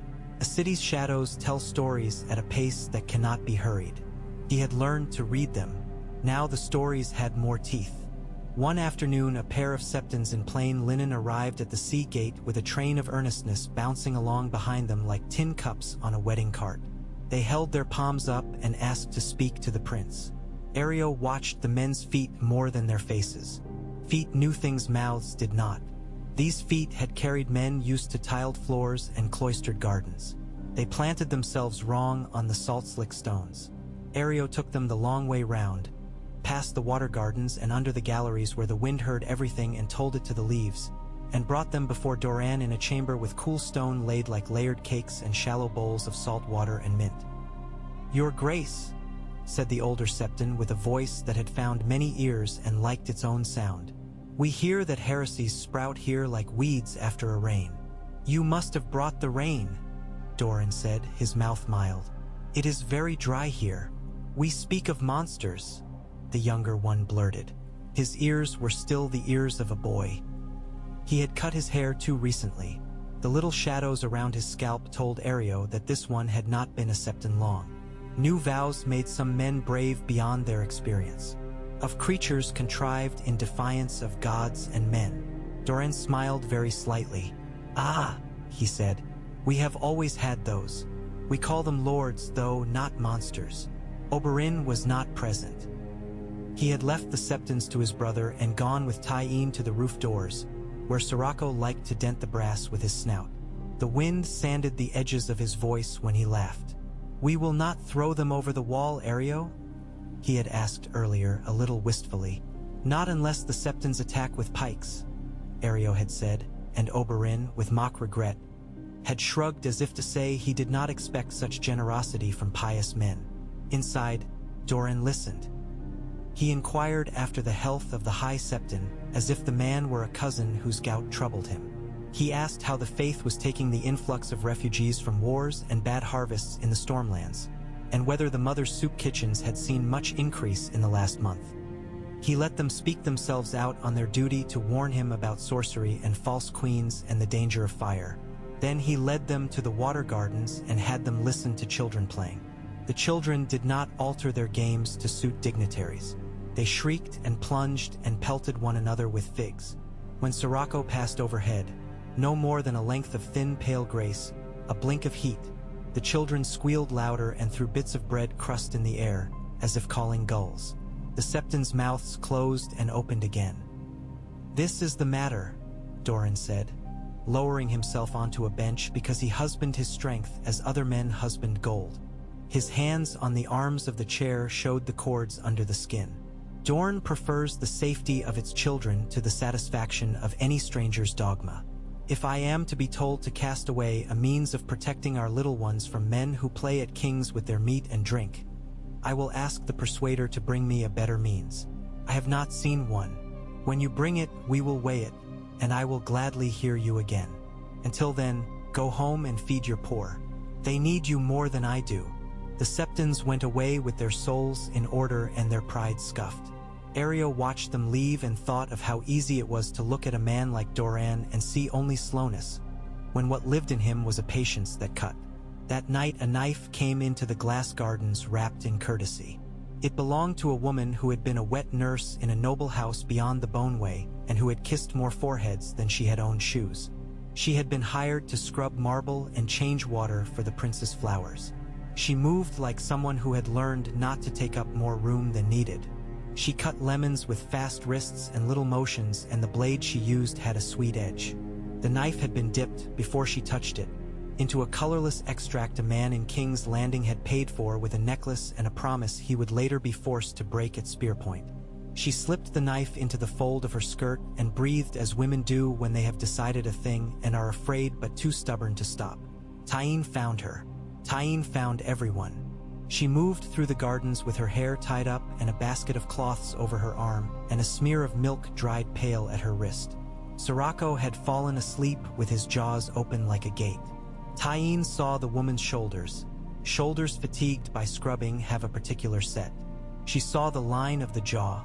That line, when someone means to do a terrible thing for love, becomes a white drawing. "What have you been paid?" Tyene asked in a voice that would have coaxed a fawn from under a bush.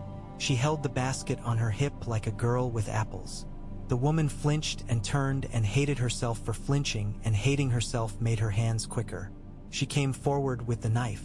Tyene did not step back. She put the basket down without hurry, so that neither her hands nor her eye left the blade. She caught the woman's wrist with a grip that looked slight and was not, and pushed into the space of the attack so the angle broke. The blade touched Tyene's sleeve, and a breath of the colorless poison would have sat upon cloth and then upon skin like a lesson. Tyene let go and moved. The knife fell into the basin and the water took the poison. She put the woman's hand to her own cheek. "Who?" Tyene asked very gently. The woman made a small noise like a jar cracking in the sun. "A man," she said, and then, because Tyene waited, "Not from here. He wore his satchel on the wrong side. He handed sweetness to my grandchildren. He said, I used to feed a boy while his lady slept, and he said I would be good at this. He said I would be merciful. He said it would be quick if I made it quick. He said your father. Tyene gathered the woman as if to breast, a peculiar embrace that left the arms free, because a woman with a knife can wound herself if denied too abruptly. They tried to make you a blade, Tyene murmured. You are a bowl. Bowls hold the world together in small ways. Blades are only proud because they do not know how hard it is to balance broth and keep it from spilling. I have to... The woman began, then stopped. She looked at Tyene with a desperation that would have ripped a weaker person in two. I have to bring them bread, she whispered. You will, Tyene said. You will bring them bread that has not been paid for with your soul. You will leave this city in an hour with a donkey that is not yours, and no one will stop you, and when a man asks you later why you have a donkey, you will say, I am a bowl, and he will think you are mad and leave you alone. Ario took the woman by the elbow, his touch the weight of advice, not punishment. He led her through a side door, into a corridor where stone kept secrets, and out into a lane that ended in sun. He gave her a donkey that had once carried the Lord Steward's daughter to the fountain, and a pouch of small coins and a skin of water. He did not ask her name because names make men foolish when they are keeping people safe. She went, head down, shoulders lifting, not in relief, not yet, but in the act of finding space for relief to live when it was ready. He caught the man later, the satchel on the wrong side. He caught him because people who bring poison into houses rarely go far, out of morbid wish to see whether their work took. Ario brought him to a room with no windows and a bench smoothed by backs. He did not ask questions. He did not have to. Men like that are full of speech. You can empty them if you are quiet. The man spoke of coin, of promises to be pardoned, of a lord with a jaw like an anvil. Ario did not kill him. He put him on a boat. He had the boat towed to where the tide rips are, between the two rocks men call sisters, and he told the boatman to cut the rope at a signal. Then he turned his back and did not give the signal and did not hear the splash and imagined the man floating out and then in and then out and then in, learning the first rule of the sea. It forgets you even while you are still in it. The day after that, a new person came with no knife and a satchel on the proper side. She called herself Arona, and she was a silversmith with hands like the backs of fish. Smooth, strong, quick to flick. She had come because she had heard Sarella wanted someone who could make flowers out of mirrors and dragons out of straps. Sarella gave her work until her fingers burned, and then more. They made a lens from fused sand and 2 tiers of tin. Sarella set it in an iron circle like an eye and asked the sun to come close enough to look in. The lens made a small square of fire on a terracotta pot and cracked the pot. Sarella's smile, when it came, was a fierce private thing. We will make the second clutch with light, she said to no one but the room. We will make the first fleet into smoke, Oberyn said elsewhere, where men with black beards and red sashes listened in a tavern that pretended to sell only wine and actually sold very little. He marked the table with a finger as if directions were scrimshaw. They will come from west first. Lannister sails. Read as an insult. They will come quietly because they think the stories are mummers' play. We will let them come quiet and then make noise. Ario made the list of men needed to make that noise. The ones who could climb a mast faster than they could balance an argument. The ones who could throw tar and not set their own trousers alight. The ones who understood that you do not set a city's bay on fire no matter how much the blood in you wants a big bright ending to the story. Sarella brought a smaller lens, small enough to fit in a hand, its edges ground soft so no one bled.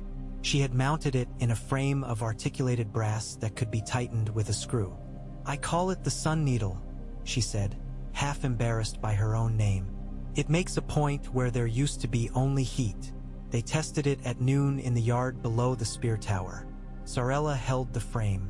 Tyene held the tinder. Obara, who hated all things she couldn't fight with a spear, leaned on the wall and pretended not to be interested. Sarella let the light find the needle. It drew a dot like the head of a pin on a strip of pitch, and the pitch burped.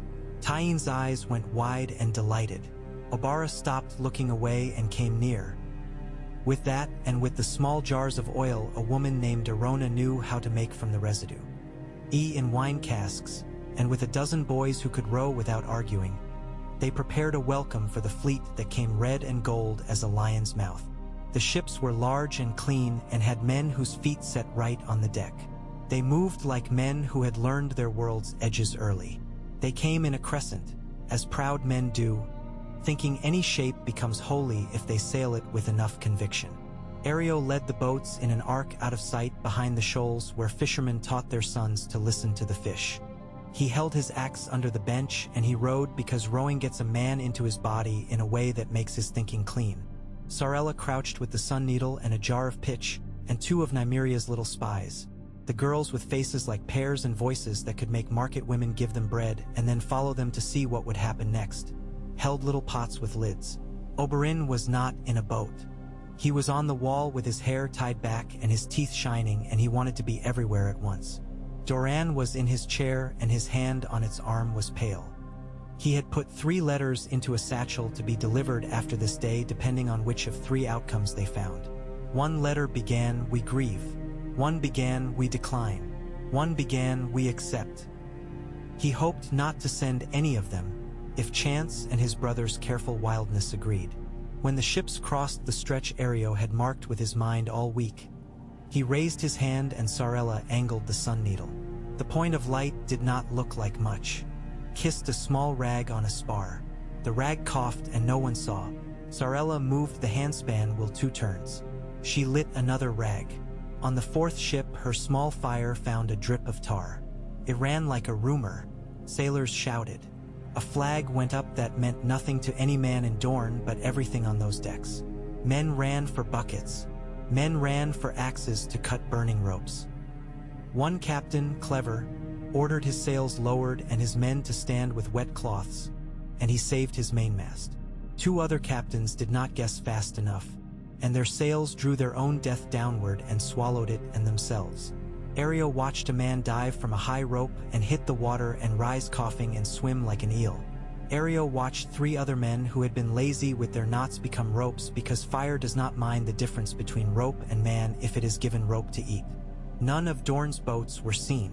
Obara, damn her, stood above the parapet because the desire to stand where the danger is a disease some men never cure, and she had caught it from her father like a song. Areo swallowed his notice and kept his eye on the red sails.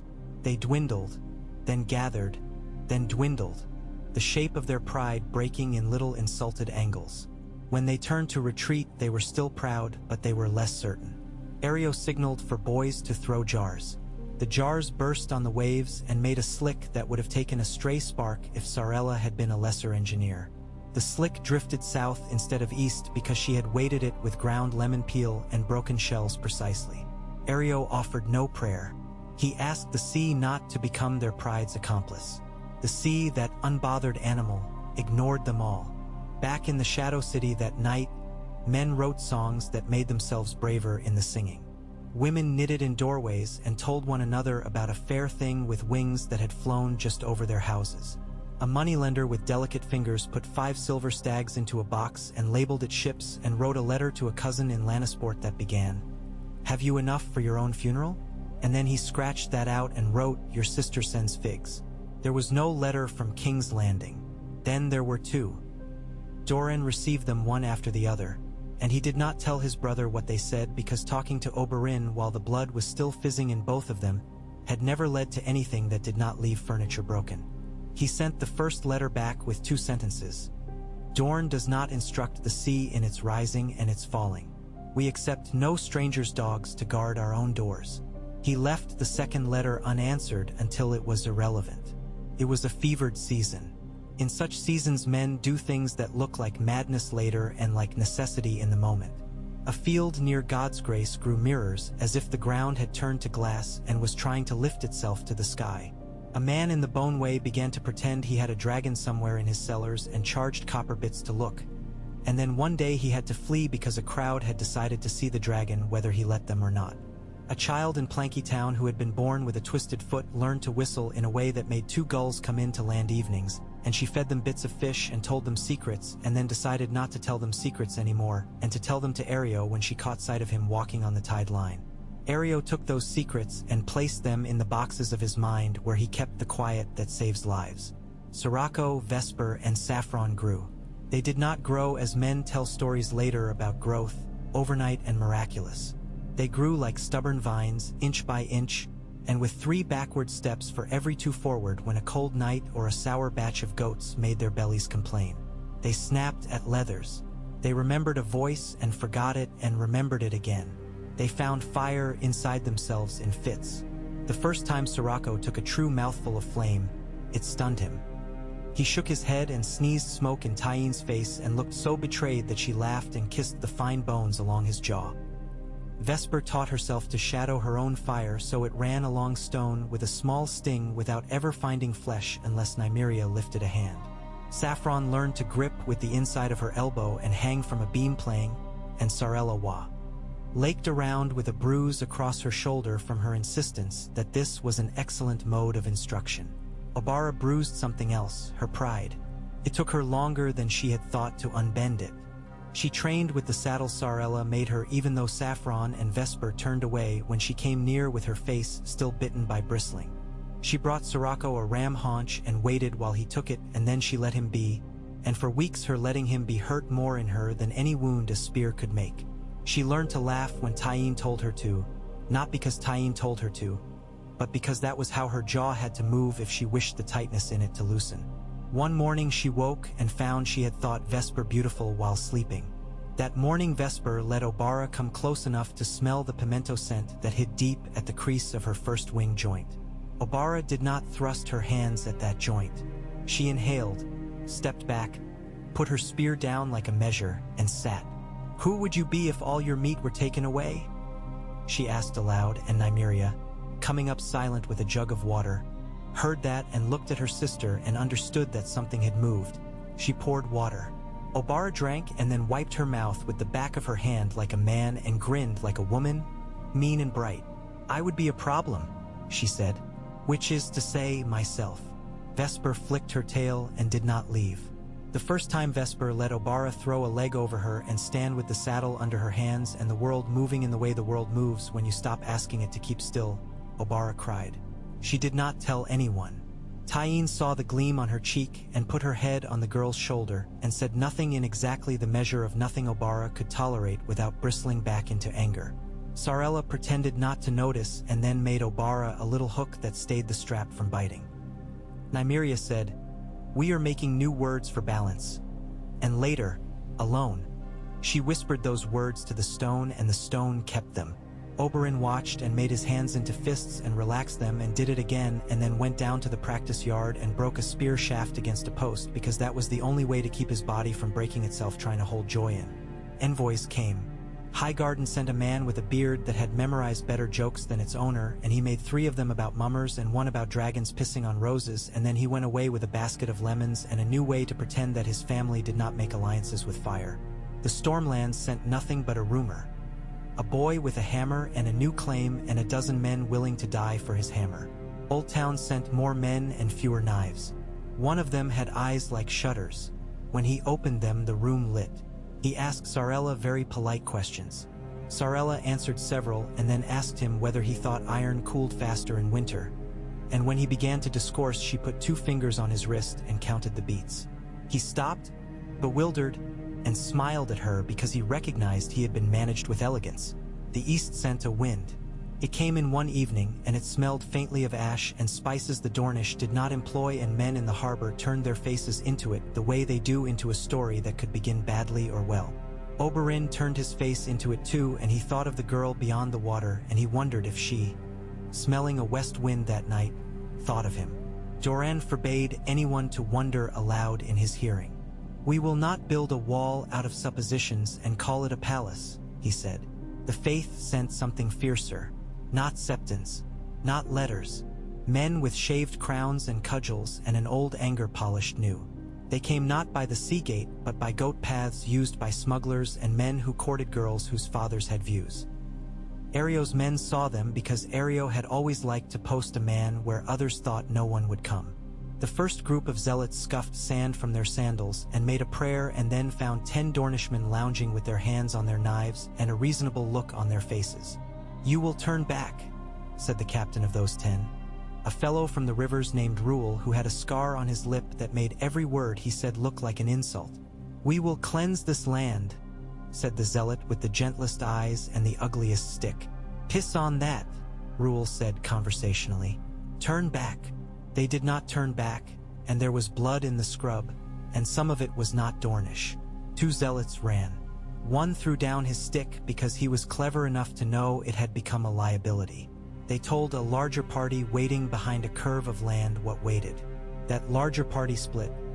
Half came on fast, the other half went back faster. The half that came on found Areo himself. He was leaning on his axe as if on an old friend, and his eyes seemed tired. "We do not break your gods here," he said. "Do not break our peace. Our peace is when falsehood walks with a rope around its neck," said their leader, a man old enough to know better. Areo looked at his axe. "I will not die here," he said mildly.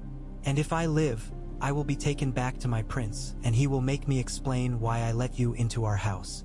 I do not care to have that conversation. Turn back, or I will demonstrate the advantages of being more afraid of me than of your god." They came on.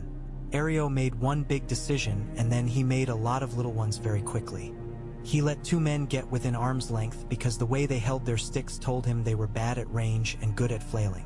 He broke one man's wrist on the shaft of his axe because wrists are honest and do not lie when asked to do more than they can.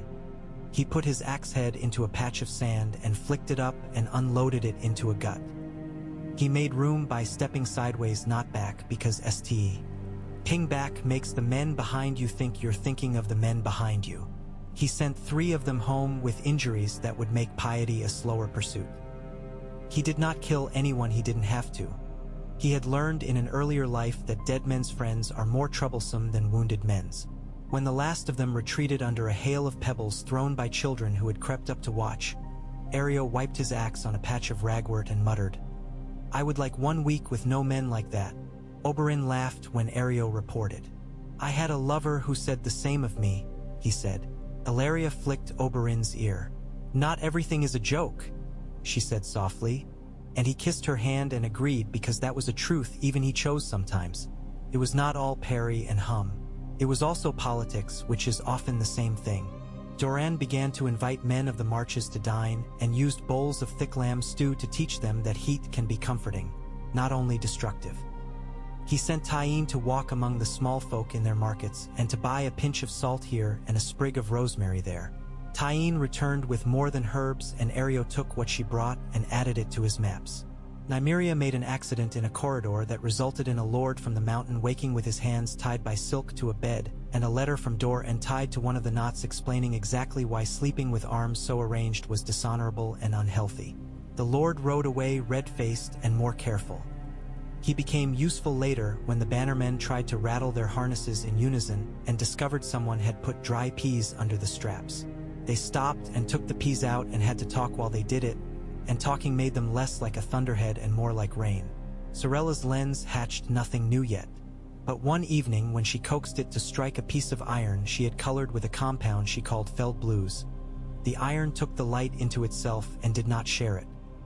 She brought the piece to Doran. He held it and weighed it in his hand and thought what a shield of that might mean when men with crossbows stood on a wall and night chose whom to favor. He went to bed that night not with pain chewing his toes but with plans turning them supple again, and he woke with his hand reaching for a quill before he reached for his cane. The girl across the sea finally did send something more than wind. Not herself. A ship with a single sail the color of old bone and 3 men, whose faces were not the faces of anyone Dorn had taught its children to fear. They disembarked with courtesy carefully folded around their movements, and they asked to speak to Oberyn. Areo took them to Doran first. Doran listened to them tell him that their queen, no titles, just queen, as if the word had wandered in naked and dressed itself in their voices, had felt a tremor in the world and thought it good manners to ask whether she had a cousin. Doran's left eyebrow made a small move that meant he was having to unclench a muscle in his head that had been clenched too long.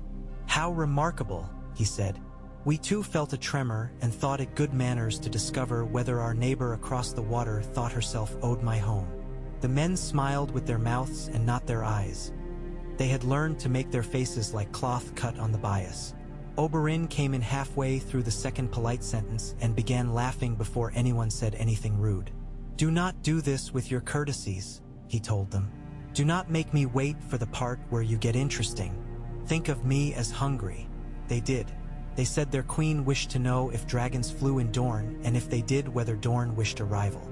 Oberyn said yes and no and yes in an order that made them lean forward. Doran said nothing at all and let his silence be a math problem they would enjoy solving on their way back. Tyene brought them cool goat milk and dates because sometimes giving men sweet things is a better weapon than sour. Sarella showed one of them the lens, purely because she wanted to see what the word for it in his language was. He told her a syllable with more hiss than she liked. She told him hers and watched the corner of his mouth. He filed her under useful and she filed him under not yet dangerous. She liked keeping lists like that. They left with no promises and with Oberyn's joke that if their queen sent him a poem he would send one back. And whichever poem made Ilaria roll her eyes less would determine which of them got to claim the better taste. They said their queen did not write poems. Oberyn said he had never met a queen who did not. They left with the second wind from the east smelling of iron and smoke, and Doran watched the horizon and thought, if they come, we will not feed them to our pride. We will feed them to our stubborn. When autumn fell, the desert did not change color. It changed sound. The wind had more small hard things in it. It learned to slap. Men who were proud to sweat began to be proud to shiver less. The dragons learned another sound. The way bones ring when the cold sits in them. Sirocco hated it. He wanted to turn every cold thing into steam. Tyene taught him that a blanket could be a friend. He nipped it angrily and then, on the third try, settled and began to preen as if he had invented the blanket. Vesper loved the cold like an insult she wished to lick. She went higher. She discovered that in the early morning a sheet of air slid down the long face of the castle like oil, and she would stand at the lip of the parapet and look snide until Nymeria made a motion with 2 fingers, and then she would drop and ride the river of invisible glass to the end and snap her wings and look as if she had intended all of it from the first egg. Nymeria learned to breathe very slowly in this time. Her breath was a needle she placed very precisely. Vesper responded not to words but to pauses, and Nymeria became a woman of pause. Saffron found heat under stone and taught Sarella a lesson she had been slow to learn, that a mind can be a garden you scorch by thinking too hard. They lay together one midday on the floor of the glass house, and Saffron put her head on Sorella's knee, and Sarella stopped planning and breathed and listened to one lizard sleep. When she got up she knew how to fix a fault in the lens that had bothered her for a month. I thought I would be a teacher to you, she told Saffron, but you have made me learn recreation. The Lannisters did what men with big houses always do when a small house warms up. They decided to adopt and rename it and pretend it had always been theirs. A man with a lion on his cloak and a mind like a ledger arrived and told Doran that the King's Council would be most comforted if Dorne sent hostages to prove fidelity, as if fidelity were a coin to be weighed. And oh yes, by the by, might Sunspear consider sending its new little curiosities to the Red Keep so that they might be admired. Doran looked at the man with such deliberate blandness that afterward, when the man tried to tell the story of his cleverness to someone in a tavern in King's Landing, he could not find the hook on which to hang the cleverness. Doran said no in 5 ways without once saying the word. They tried other measures. A merchant's guild lent money to a noble family in Dorne known to gamble with employees' wages, and when the family defaulted, the guild tried to take a piece of a river. Doran had Obara deliver the next interest payment in person. Obara brought the money by throwing it across a floor in coin, and then she walked across it with her boots grinding. She smiled at the merchant in such a way that he understood that her boots would grind other things if he insisted on a scrap of Dorne changing hands. He ate a lemon. He discovered he liked them, the pain and the sweet. Ironwood sent a letter that had a laugh in it, written in ink as fine as thin blood. You make me an old man's accomplice, he wrote. I hope you know I am still capable of wildness if cornered. Doran replied, I hope you know that when you are old, your wildness must be put to use, not to show. You will command those who have not yet discovered which wounds you can bear and which ones you cannot. Teach them to choose.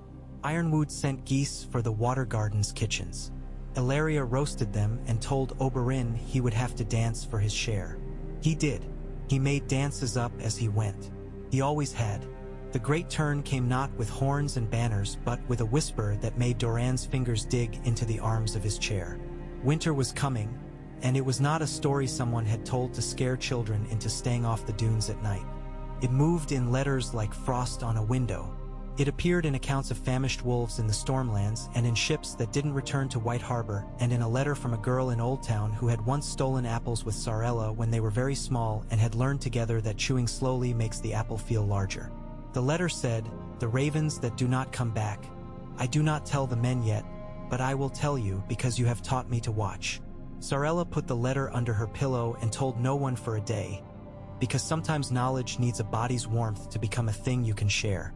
The next day she told Doran. Doran took the winter inside himself and made it sit. He did not say it aloud to Oberyn because he did not wish to see the joy in his brother's face at the idea of a new elements to juggle. He told Nymeria and Tyene and Sarella separately and watched the way each girl's jaw altered.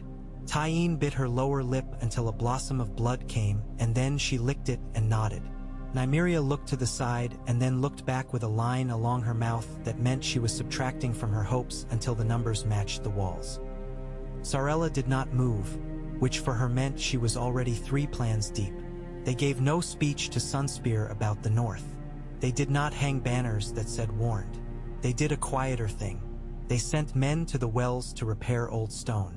They sent women to the olive groves to teach the little ones to pick, to make their fingers remember work. They stocked cellars without saying stockpiling. They taught children a new song that made them laugh but also told them where to go if the ground shook. They made a second lens, and they taught 2 boys in the alley behind the Citron Bakery to grind glass. Ilaria called the little ones to the water gardens and had them put their hands on Saffron's side. "Warm," she said. "Remember, there is warmth in the world even when men cannot make it.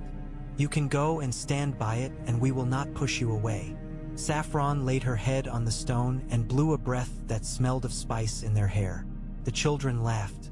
One little girl leaned in and told the dragon that when winter came she intended to have a fight with it. Saffron flicked her tongue and tasted that ferocity and liked it. King's Landing tried one last thing. They sent a knight with a white cloak whose corners had been turned and mended and turned again. A man so honorable it had taught him to be cruel. He wore judgments like armor under his armor. He asked for single combat to prove that Dorne clung to a fantasy at the expense of justice. No one asked him to explain how combat proved anything. Obara did not ask.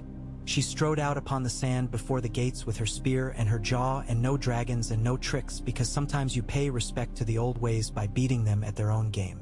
He came on with measured grace. She did not give him the fight he wanted. She kicked sand into his eyes because a woman who fights in sand learns early that her enemy has chosen her weapon. She let him batter her shield until her arm shook, and then she put the butt of her spear into the soft place under his ribs.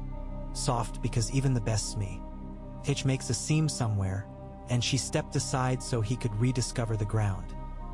He got up because he was of that sort, and then she did it again, and this time she did not step aside, and he fell against her, and she put her mouth near his ear and said, "Dorne is not yours." And then she hit him with the flat of her spear in the back of his head, because that is how you end an old argument when it insists on starting again in the mouths of men who should be reading to children. He woke later in a chamber with clean linen and a bruised pride, and Doran sat with him and spoke in the voice he used for men who needed their illusions removed in tiny careful cuts. "We will not be your story," Doran said. "We will not be a prop in your play. Go home and tell them this. From Sunspear, there is a new line drawn on the sand. You may step across it and be treated as a guest. Step across it with a weapon and learn what we have taught our daughters." Winter crept downward long enough for the gulls to change their cries and for the men selling bread to start cutting their loaves at a different angle to keep them from staling. Sirocco discovered frost on a night dish and spat at it, and then licked it and then spat again, and then decided to sleep with his nose under his wing.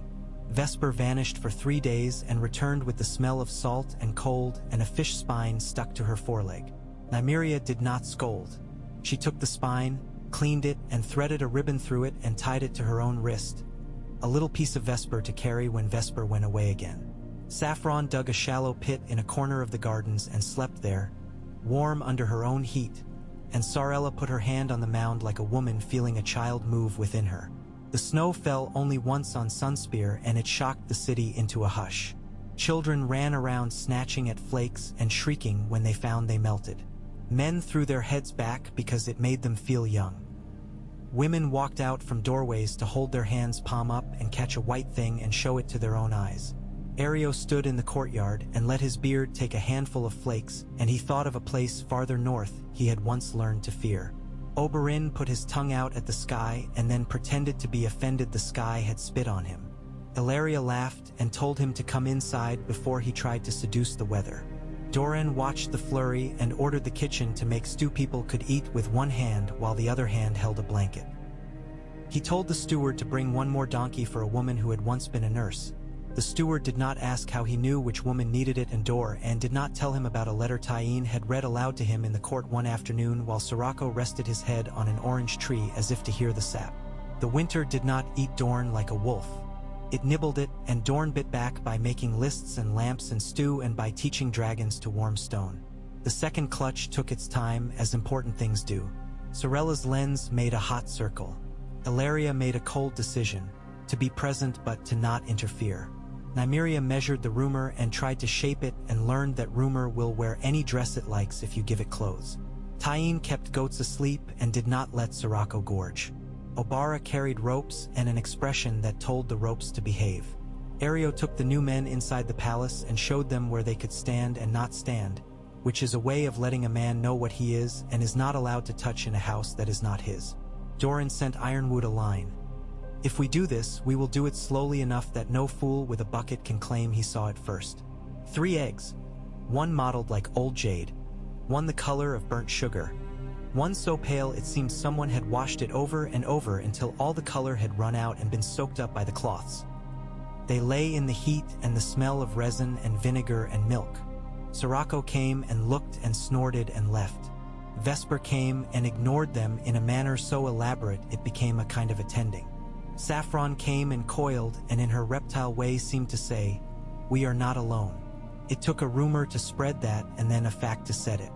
The first to crack of the new 3 was the Pale. Aereo heard it the night he was dreaming of a hillside in Norvos and a woman with a scar on her mouth, and waking made the woman vanish and left the sound of a crack, and he got up without cursing and went barefoot across cool stone. Tyene was already there because Tyene woke at all openings. She had her palm out. The egg said yes and no and yes again and then gave in. The creature came out with a sound like a letter promised and delivered. It was almost blue to begin with, a frosted pail that warmed as the air kissed it.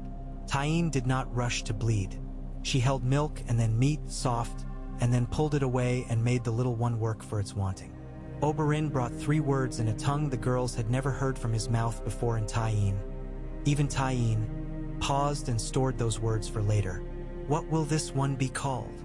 Ilaria asked, rubbing her hands together because even in the glass house there was a bite. "Zephyr," Tyene said, "because the north is not the only wind that matters." And as if in answer the new thing breathed and a thread of steam made one girl gasp and throw her hand to her mouth and then giggle because it felt like a blessing. The other 2 hatched within the fortnight. Obara wanted the burnt sugar and thought wanting ought to be enough. She bit her tongue through 3 days of waiting. She did not throw a spear. She did not shout. She sat. The little beast, stubborn as old caramel, cracked slow and pushed slower, and when at last it came out it shook its head and blew a breath that smelled faintly of sweet and smoke and Obara, without moving any part of her face that would betray her, put her palm out at a distance that could not be seen as grasping. The little one sniffed. It made no sound. It set one claw into the line of Obara's life, and Obara did not flinch even when the claw nicked her and left one dot of blood that dried like a pomegranate seed. "Sharut," Obara said, grinning despite herself, "because you are small and foolish, and everyone will underestimate you until you burn their lips." Sorella's jade hatched last. It came out cross, if a dragonling can be called that, and it bit her thumb immediately, and she said, with laughter that made the sound gentler, "Scholar." She called it verdant because old languages deserve better than to be forgotten entirely. Verdant did not care what he was called. He cared that Sorella did not flinch when he tasted her. She gifted him a hook to dangle from with his back feet, and he hung and thought about it. And then she did the only magic she knew and took notes. They were 5 now. 5 living little blasphemies against the story that says all strange things must come from elsewhere. 5 companions to girls the world had once assigned smaller work. 5 pieces of heat in a city that had learned to hold its heat carefully. Doran sent no letters about the number, because numbers make men think in straight lines, and this line was not straight. Oberyn wrote a poem and burned it unread because sometimes your own beauty will lure you into stupidities. Ilaria made a stew so rich a man from the marches cried because it reminded him of a winter he had survived. Arios dropped his axe along a strap and thought, I am not tired enough to stop yet. He went out into the Shadow City and touched 3 doors with chalk where danger waited and chalked 2 more that meant courage lived there and did not know it yet. He went to bed and listened to the palace breathe. The last battle did not happen where men thought it would. It did not unfold upon the sands by the Bone Way with horses throwing their heads and pennants like knives. It did not boil out from ships at the sea gate with grapples finding Lannister prows and men swinging across like drunken monkeys. It took place in the long room of the Water Gardens where Doran kept his books and his worry and his quiet heart. The king in King's Landing had died in bed or fallen from a wall or been poisoned by his own kin or gone hunting and been found by a boar. Ario could not keep up with that city's fertile loves and cruelties, and a woman who had borne kings now held a throne without pretending to a crown. She wrote to Doran. She told him that Dorne was an old friend and that in new times old friends must demonstrate their weight by throwing it as asked. She told him a marriage could be arranged if he would be wise, and that he might choose which of his girls to make a lady acceptable among ladies. She told him that any little tricks he had been employing would be forgiven if he proved himself moderate and loyal. She told him, and then she told him again. Doran laid the letter down like bread he would not eat. He looked at his brother. Oberyn had not yet been told of the letter, and he did not need to be. He pulled a chair out with his foot and straddled it like a man climbing a horse. He grinned and he did not grin. If we say no, Doran said very quietly, they will send swords first and then laws. If we say yes, they will send laws first and then swords. We have lived beneath both rainfalls. Which gets us wet more? They will send neither, Oberyn said. If the men who carry such things fall in love with something else on their way, we will give them other work. We will teach them that it is more profitable to count their own fingers than to count ours.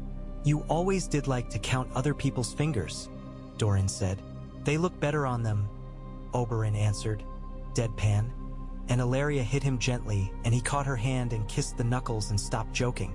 Doran's mind did the work that had made men underestimate him. He created maps from sentences, weights from glances, years from hours. He said, we will make them accept that we are not in this story. We will create an ending no one will wish to revise. We will make Dorne too useful and too sharp to be included in their meals. He used Ironwood to do it because Ironwood had always known how to talk to men who thought long, straight thoughts. He sent Nymeria to sit in gardens and say things that sounded expensive and were not. He sent Tyene to the Septs to kiss babies and to tell people that the gods listened to small songs as well as big ones. He sent Sarella to the smithies where men in aprons made things that glittered at night and Sarella made them glitter less at night and more when pointed at other men with bad intentions. He sent Obara nowhere at all and she shook and then she understood and made herself not be insulted. He had kept her because she was a blade in his belt, and you do not set your blade on the table when the man across from you still has his tucked under the cloth. Ario went to the taverns. He went to the doors. He went to the little bridges where 13-year-old boys decide whether to be thieves or men who use thieves. He went everywhere and let the city know that its prince was awake. They invited the woman without a crown to Dorne. She would not come. She sent a hand. The hand sent another hand before his own. A scribe with vellum and a seal like a wet mouth. The scribe made a list of demands in a voice that had never learned to whisper. Doran listened until he did not wish to listen. He took the scribe to a window and had him look out. Children were swimming. The sound of their glee made Ario's throat itch with something he did not name.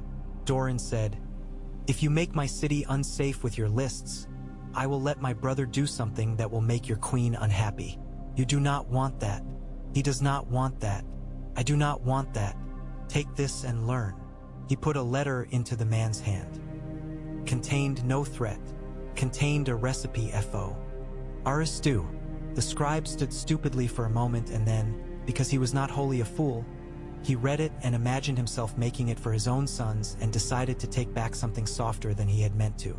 The hand came with the letter and with a plan to charm. He was, unfortunately for his plan, a man whose charm was a habit, not a choice. He found Ilaria in the garden and tried it on her. She laughed in his face and then smiled so he didn't feel the slap. He sat with Doran. He sat with Oberyn. He sat with the girls. He watched Vesper skim a parapet like a piece of night that had learned to move. He put his hands in his lap so no one would see them tremble with the desire to possess. He left with the understanding that to try would cost more than any possession could bring. He carried back a treaty no one in the Red Keep had expected to sign. They called it an accord. It sounded like a piece of music. It was, Dorne would be left to its work. Dorne would send ships in peacetime to teach men in White Harbor how to grind glass. Dorne would send, at the crown's expense, women to the Stormlands to show them how to store olive oil under stone so it did not go rancid. Dorne would send nothing with wings and would accept no foreign command on its stone. Dorne would be paid for the red sails it had set alight by the red gold those sails had meant to bring. Dorne would send no hostages. Dorne would accept none. Dorne would be asked to lend counsel and would reserve the right to ignore stupid counsel. Dorne would not be asked to hand over the heat it had made from itself. The letter carried 3 seals when it went back to King's Landing. A 4th was put on the copy kept in Sunspear. It was not the seal of a king, but of a woman who had never been crowned and had still ruled the room in which she stood every day for a decade. Ilaria's seal, a little sun pressed into wax. She did not gloat. She put the letter away and told Oberyn to go bathe. They celebrated not with a parade but with a meal in the long gallery where the lamp that swallowed light stood dark. Children were pulled in from the water gardens with their hair wet and their knuckles skinned, and they were told to wipe their feet and not to put their hands on the dragons. Of course they put their hands on the dragons. Tyene caught Sirocco sneaking a loaf off a table and tapped his nose. He looked offended and then pleased. Nymeria watched Vesper watch the room. She learned the names of 3 men whose faces would turn ugly if drunk, and she told Ario. He told the boys at the door, and the boys at the door did not let those 3 men near the wine.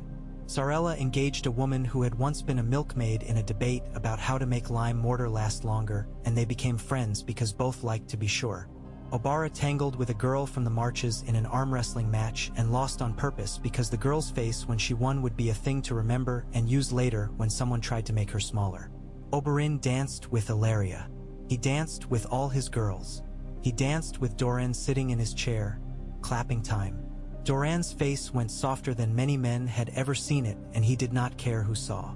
Ario stood at the back and watched the way the light fell on dragon scales and girl hair and the curve of bowls and the edge of a blade on the table that no one needed to use.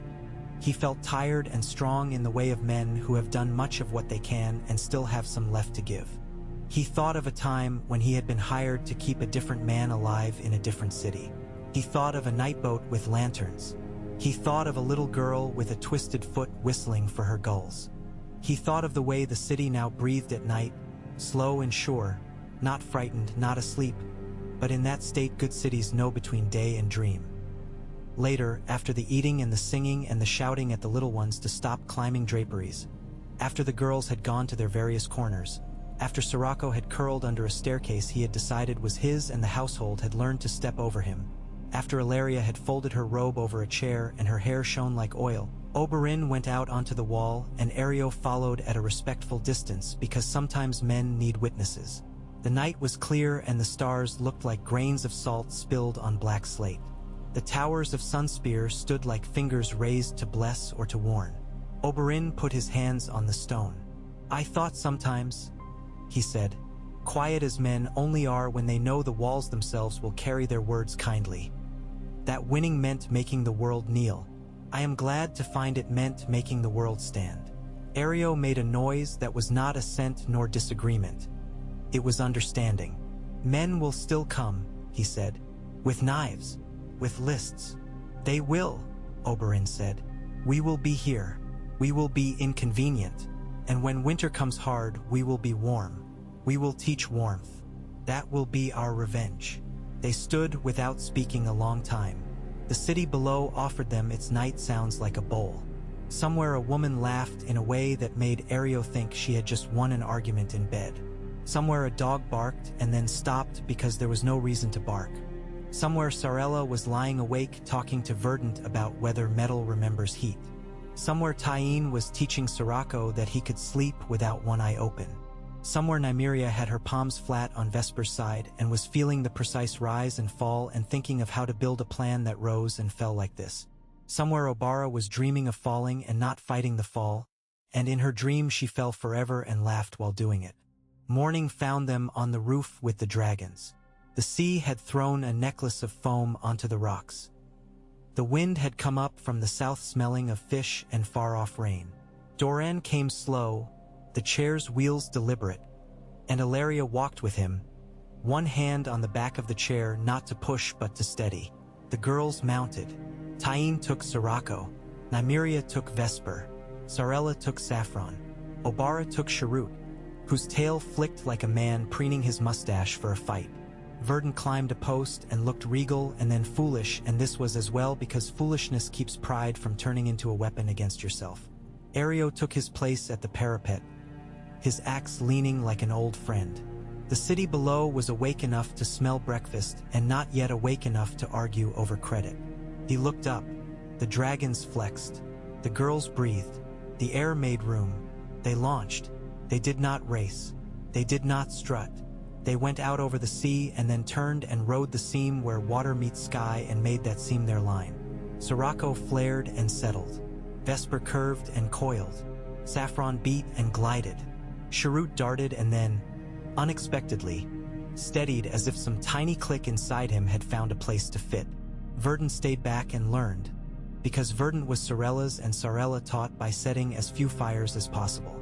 They came around once, twice, and then Tyene raised her hand and the five of them rose together just enough that the light caught their undersides and made them glow. Children ran to the wall and pointed. Men took off their hats. Women put their hands over their throats as if to hold inside the sound of their own hearts trying to climb out. Doran lifted his head, the lines of pain smoothed to quiet. Ilaria closed her eyes, opened them, smiled, and wiped a tear as if embarrassed by her own ease with happiness. Oberyn watched with his mouth open like a boy and then shut it because even joy benefits from a little restraint. Ario listened. They made the sound they had made before, now thicker, a new word learned and spoken in a voice with more years in it than any man could count. It was not a roar. It was not a command. It was a telling. From Sunspear, the sound said again, and the gulls answered not with fear but with complaint because the gulls had always complained. The flight went on. The city went on. The world continued in the manner of worlds. Unbothered by individual triumphs, moved by them in the small places where those triumphs put food in bowls and warmth in stone and skill into the hands of girls who had been told their work was to make themselves smaller. The accord held. The winter came and gentled and went.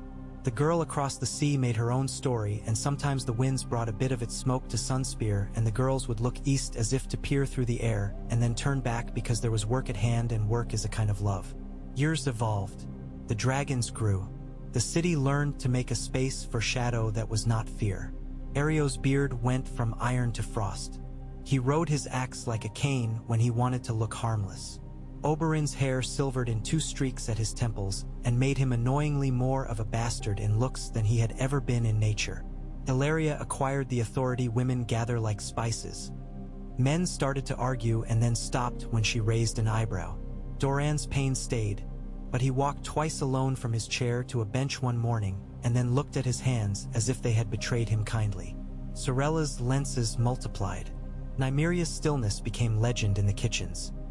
When a pan boiled over, the youngest scullion had been taught to freeze and breathe like Nymeria, and the pot would be handled without scalding anyone.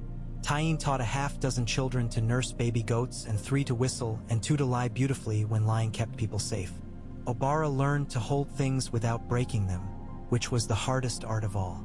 One evening, when the season had turned to that peculiar hour when Dorne remembers all at once that it loves the sea and the desert equally, a ship came into the harbor with a man from Old Town at the fore. He was older than men like that usually live to be. He had a smile that had broken and repaired itself often. He came to the sea gate and asked for Ario.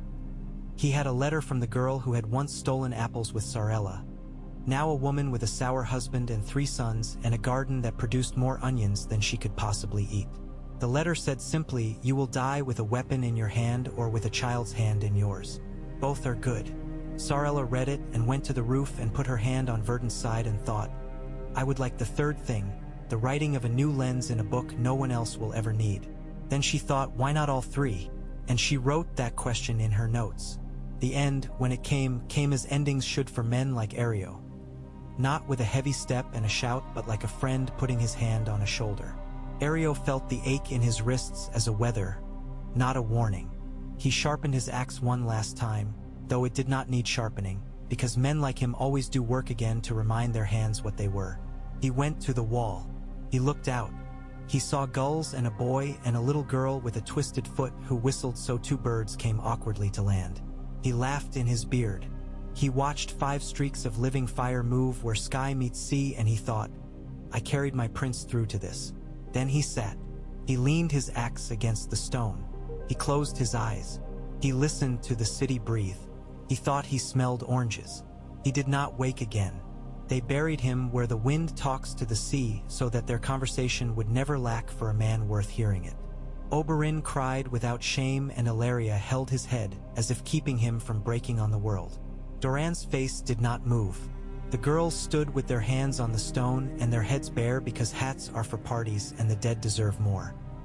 Tyene took Sirocco low over the water because Sirocco did not understand what death was and needed to feel what speed felt like.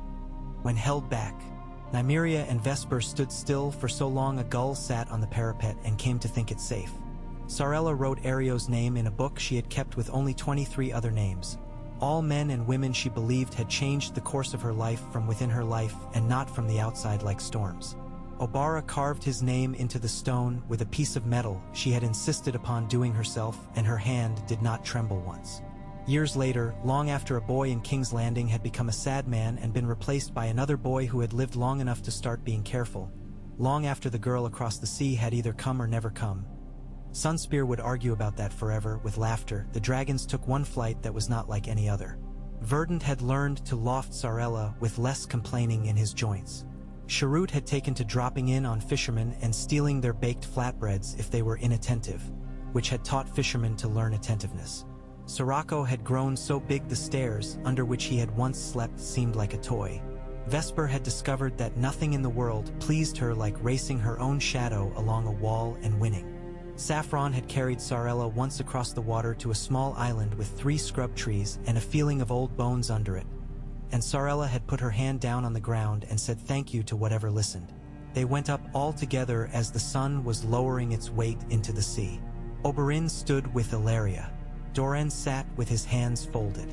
The girls took their places as if stepping into the shapes their bodies had been drawing around them for a decade.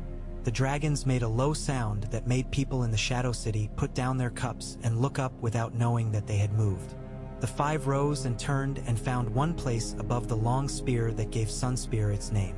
They hung there, pinned as if by a nail of light. From below, the people looked, and some of them thought, this is what safety looks like. Others thought, this is what danger looks like. Others thought, this is what home looks like. All were right. Tyene raised her hand. Nymeria tipped her wrist. Sarella touched a strap. Obara leaned into a line that had been theirs since she had held a spear half her height. The dragons folded, unfolded, and in a motion that looked like writing, they traced a line. Out, across, back, down, flowering like a script no one had yet taught to children, but which children would soon teach to each other in the alleys with sticks and dust. The people laughed. Not because it was funny, but because laughter is what happens when a body has too much feeling and must spill some. Oberyn turned and took his brother's hand. Doran squeezed and did not jest. Ilaria put her head on Oberyn's shoulder and made no sound. Sarella shouted something no one quite made out. Later she claimed she had said, "Remember to eat, because that is what you say to those you love when they leave the house." Nymeria's mouth lifted at one corner in the smile that had once frightened a man from High Garden enough that he had missed a step on the dance floor and sat on a plum. Tyene kissed Sirocco's neck in the exact place he liked kisses. Obara raised her spear and then lowered it, because in this moment there was nothing to kill. Verdant rolled in the air as if to prove he could, and the city clapped for him like an uncle indulging a clever nephew. The line they wrote in the air said something the people would argue about for years. Some said it said Dorn. Some said it said water. Some said it said none bow. The children all agreed it said, from Sunspear, and that was, in the end, the truth that mattered, because from that place had come this ark and these girls and this peace that was not a submission but a posture learned from Rhynish long ago mothers and fathers who had burned their ships on a beach and said, "Here, we will make you eat your promises." From Sunspear came the end of one kind of story and the start of another. When the sun went, it pulled a long strand of gold after it like a thread. The dragons cut that thread with their tails without tearing it. The girls brought them in, one by one, and laughed and scolded and soothed and promised more later. The city went in to supper. Men told their wives they had seen something that would make their friends jealous. Wives told their husbands they had made a stew like the one the prince had once given a scribe to carry back to a woman who had never tasted lemons. Children lay on their backs on roofs and blinked until the stars made no sense, and then they fell asleep there and someone covered them with a cloth. The gulls found a new place to complain about. The olive trees turned their leaves over to show the pale side as the air shifted. Night laid its hand lightly on the stones. Ario was not there to hear it. He had left them his listening, and they would need it. They would learn to hear when a rumor wore the wrong shoes. They would remember to place their bodies between knives and the small backs of children. They would feed dragons with care. They would feed pride with none.